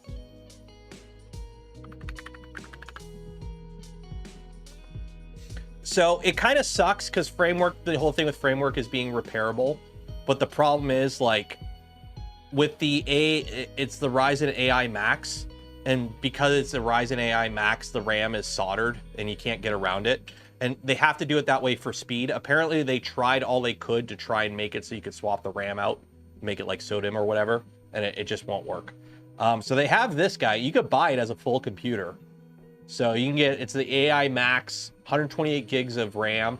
And if you're running Linux, you have like 102 gigs of VRAM or something like that. But the cool thing is, since it's Framework, you could just buy the board. This is in Canadian prices. So you could buy for 2,500 Canadian dollars. So for you, in Yankee Doodle bucks, it is, yeah. So for $1,700, you get 128 gigs of RAM and a Ryzen AI chip. It's with the 8060S, which is about as powerful as a 4060, I believe, in terms of graphics power. So it's a 16-core AMD Ryzen GPU with the 8060 graphics built in, which is about as powerful as a 4060. You have 128 gigs of VRAM for 1,700 bucks. And like, you could buy just this by itself. You can buy an off-the-shelf NVMe drive. You can buy an off-the-shelf flex power supply. It only needs like 300 watts. So for like under $2,000, you could have a like $2,000 under two. Are they on batch 7? Damn. So for under $2,000, you could build yourself a pretty bitchin' desktop. Even if you don't want to build it yourself, if you just want to buy it. So 128 gigs of VRAM, 16 core, and you're looking at $2,000. Yeah, $2,000. $2,000 US for now. Just to put it in perspective, let's just go over to our friends at the Macintosh. So we got the new Mac Studio. Oh, it's got Apple Intelligent. Oh, it's so intelligent. So let's go. Okay, so so let's go. Oh well, I want 128 gigs of RAM. Oh, okay, so okay. Oh, we're at $5,600. Okay, well, let's go with the base one. Let's go with the base one. Oh, you can't. Okay, well, let's no. 96 or 2. No, what? You can't get 120. Oh, there you go. Okay, so yeah, 3,700. So an extra $1,700.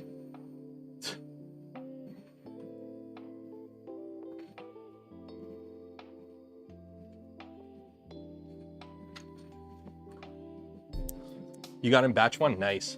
Yeah, it's one of those things like, if I had the budget, I would totally love to play around with that, but I do not have the budget for that. I do not have the budget for that.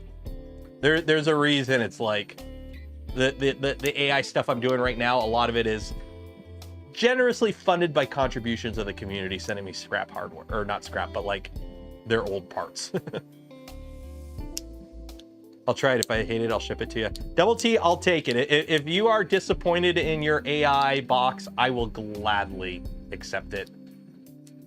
I'll even make your name pop up on the screen. The fact that they're on to batch 7, it's funny how many people were like complaining. I watched the live stream when they announced it, and so many people are like, oh, what the heck are they doing? And everyone who's like actually kind of aware about this kind of stuff is like, holy shit, that's actually a really good deal. Like, wow. Because the big thing is with the RAM being integrated, it really fast. It's like 8,000 mega transfers or something like that, which is like big when it comes to AI. You need that speed. That's why people use GPUs for doing a lot of the inference stuff, is because VRAM on a GPU is just so much faster.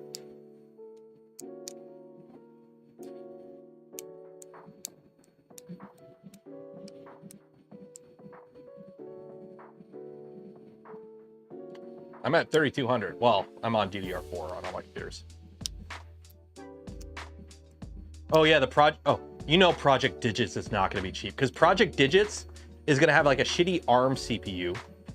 So you're gonna be limited on the software you can run. It's kind of like the NVIDIA Jetson, where it's like a random ARM CPU. So you have to run their special version of Ubuntu, and you have a bunch of driver limitations and whatnot. It's like, it's almost there, but it's not quite. Whereas this is just, yeah, no, dog, you can run Windows on this shit if you want. Who cares? So the fact that it's more open, I got a feeling a lot more people who are doing the at-home inference stuff will be into that. Because that's honestly how I see this going. I could see AI moving in a direction where, yeah, you have the big data centers doing the shit on the cloud, but for a lot of people, having like a local AI helper makes a lot more sense. Although it is kind of funny when you think about it, when it's like, hey, Alt, write me a funny story, and it goes, ha, ha, ha, and spits out a funny story. And then while it's doing that, the GPU is sucking down 300 watts of power to do that. And it's like, oh, that's why this shit is not profitable. I can heat my room up by asking Alt to write me a story.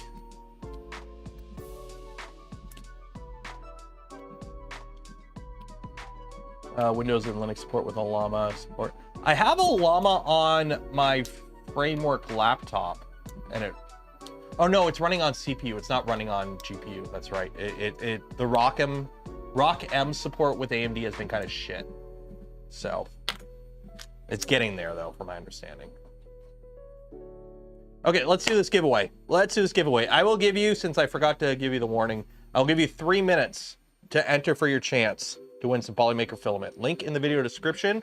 We're gonna do the giveaway at 11:05. They are organic supports. They are whatever the default organic supports are in Orca Slicer.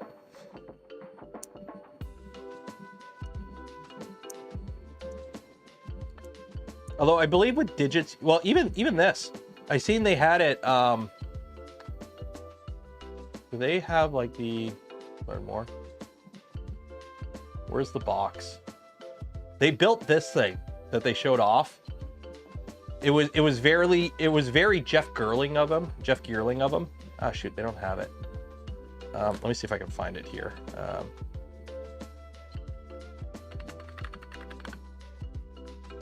Because it has 5 gigabit Ethernet built into it.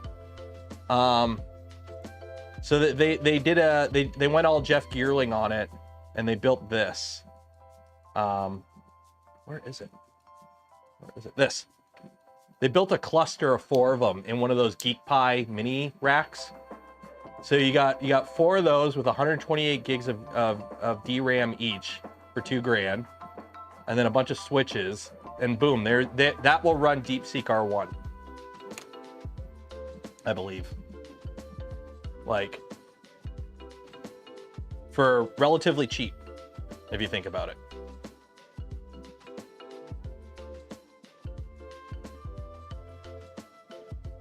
And the other thing I don't like about the Framework desktop is the 5 gig NIC. There is no 5. Let's just get a 10. Just get a 10 gig. Just go right to the 10 gig switch, I guess. They don't make 5 gig NIC switches? Really? Huh. I don't know. I'm very surface level when it comes to that kind of shit, knowledge wise. Couldn't you just get a 10 gig switch and just use that? They don't have really? They're not backwards compatible? Oh, somebody's like 5 gig. I mean, it says here they got 2 M.2 5 gigabyte switches. So I'm assuming they have a switch in here that works.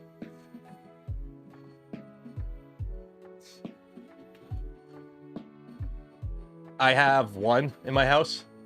I mean, technically my desktop does have a 2.5 gig Ethernet on it, but like my router and my switches are all 1 gig. So I'll be honest, I can edit off of my Unraid server. I can edit 4K video, 100 megabit video off my Unraid server just fine on 1 gig. I'm okay. Okay, let's do a giveaway. Let's do this giveaway, and then I'm gonna end the stream because I'm killing my voice doing this.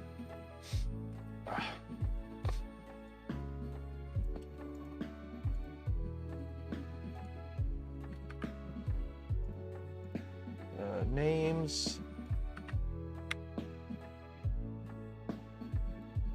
File, save. And open up marbles.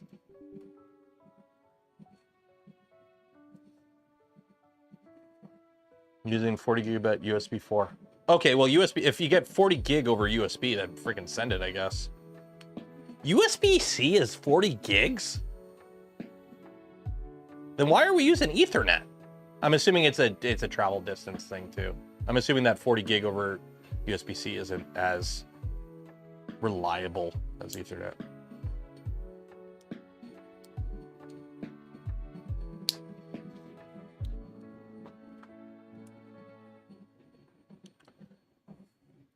I don't know what is going on with marbles, why it takes so flippin' long to open now. It's like launching installs. You're already installed. Like, what's going on here?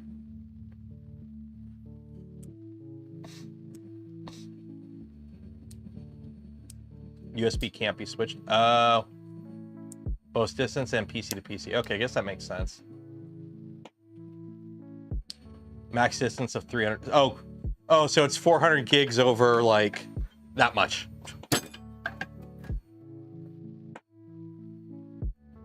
What is going on here?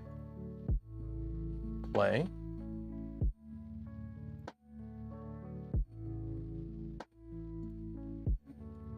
Come on.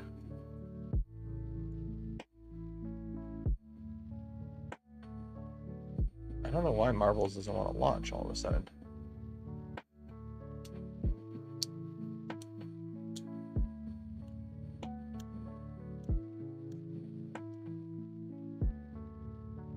Launching. Come on. Come on, Marbles. I'm gonna lose my marbles here.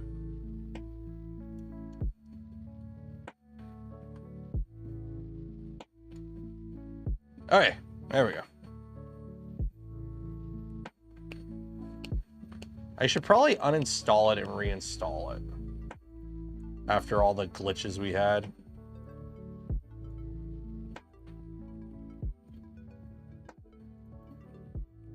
Okay, what do we got? 305 people. Let's do Mountain Mingle. 305. Play.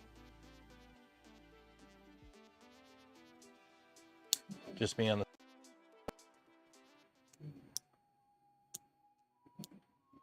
Okay, so how this works, if you win, you get a spool of filament from POLYMAKER, but if I pick your ball and you win, you also get a free hat. This person right here. On 1, 2, 3, 4, 5, I'm gonna close my eyes. This one. Oh, okay, this one right here. Troy Walker. If you win, you get a free hat. Good luck. Along with your spool of filament. Remember, exclamation mark zoom zoom makes you go faster. Exclamation mark gullible makes everyone else go slower. And if you like the smash button, ring the bell, and are subscribed to the channel, it greases your ball up and it goes even faster.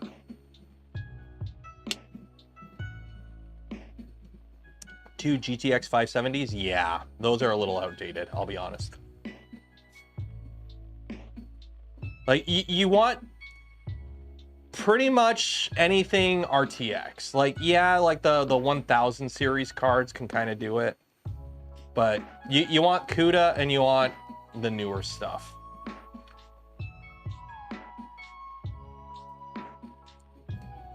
Plus, you're going to be pretty limited on VRAM on those older cards, so you're going to be only going to be able to run small models. Like, I'll be honest, any model, like, it's going to be pretty dumb. Who's in the lead? Thomas is in the lead. It's all on you, Thomas. It's yours to lose. Everyone is watching you. So you better not screw this up.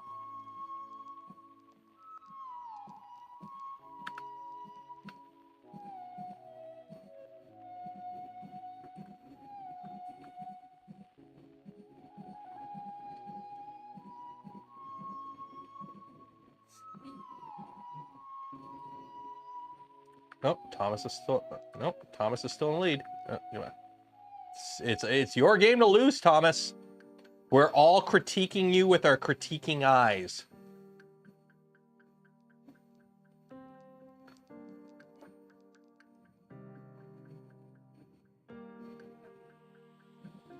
Oh.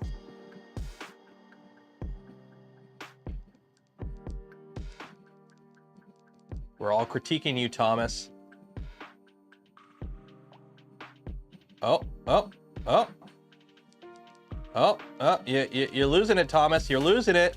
You lost it. Samau. How do you pronounce that? Samau?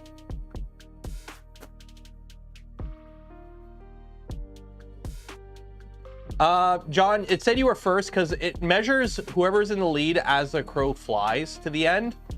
Not so like when everyone's all bunched up on that, it changes quite often. So Samau, pull you up here.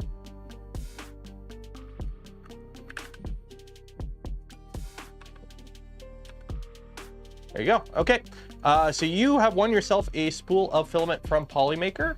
So you will get an email from me after the stream ends with information on how to collect your filament. So yay, golf claps in chat. Let's pull all this up here. Okay. So we are going to call it there. I will post a picture of this when it finishes on the socials and on the Discord and whatnot. It's coming along pretty good, so should be pretty interesting. How's that coming? Oh, that's pretty good. So yeah, so we're gonna call it there. It's Saturday night. I'm tired and I'm gonna lose my voice if I keep talking. So yeah, so hope you enjoyed the stream today. Huge shout out to POLYMAKER for the spool of filament we gave away this stream and every stream. Links for all of them and more in the video description. Another, I guess, shout out to 3D Gloop for providing the kit that we use for this build series. You know, this wasn't actually part of the build series stream. If you want to buy some Gloop, there is a link in the description. Use code Canuck, save some money. Same with Gamer Subs, use code Canuck, save some money. They actually have the closest thing to a Canuck Creator waifu cup on right now. Gamer Subs. So if you use my code, you can get yourself the official close lumberjack morning wood cup. This is as close to a cup I think I'll ever get from Gamer Subs. So we'll go with that. We'll go with that. We'll take it. They actually sell a piece of wood. Okay. They actually sent me this too. I have this on the way. They actually sent me the flannel. So yeah, so we're calling that there. For those that donated to the channel, gifted memberships to others that became members of the channel yourself, I thank you. I would not be able to do the things I do, create the content I create without your continued support. You make it all possible. We're gonna call it there. There will be a stream on Tuesday. I'll do a poll on the Discord to see what you guys want to do. Members stream Wednesday, so if you're a channel member or Patreon supporter, pay attention for that. And then regular stream Friday, and that'll be about it for the week because I'm traveling all next week. So yeah, so we're calling it there. Enjoy your weekend, be safe out there, wash your hands, and I will see you in the future. Goodbye.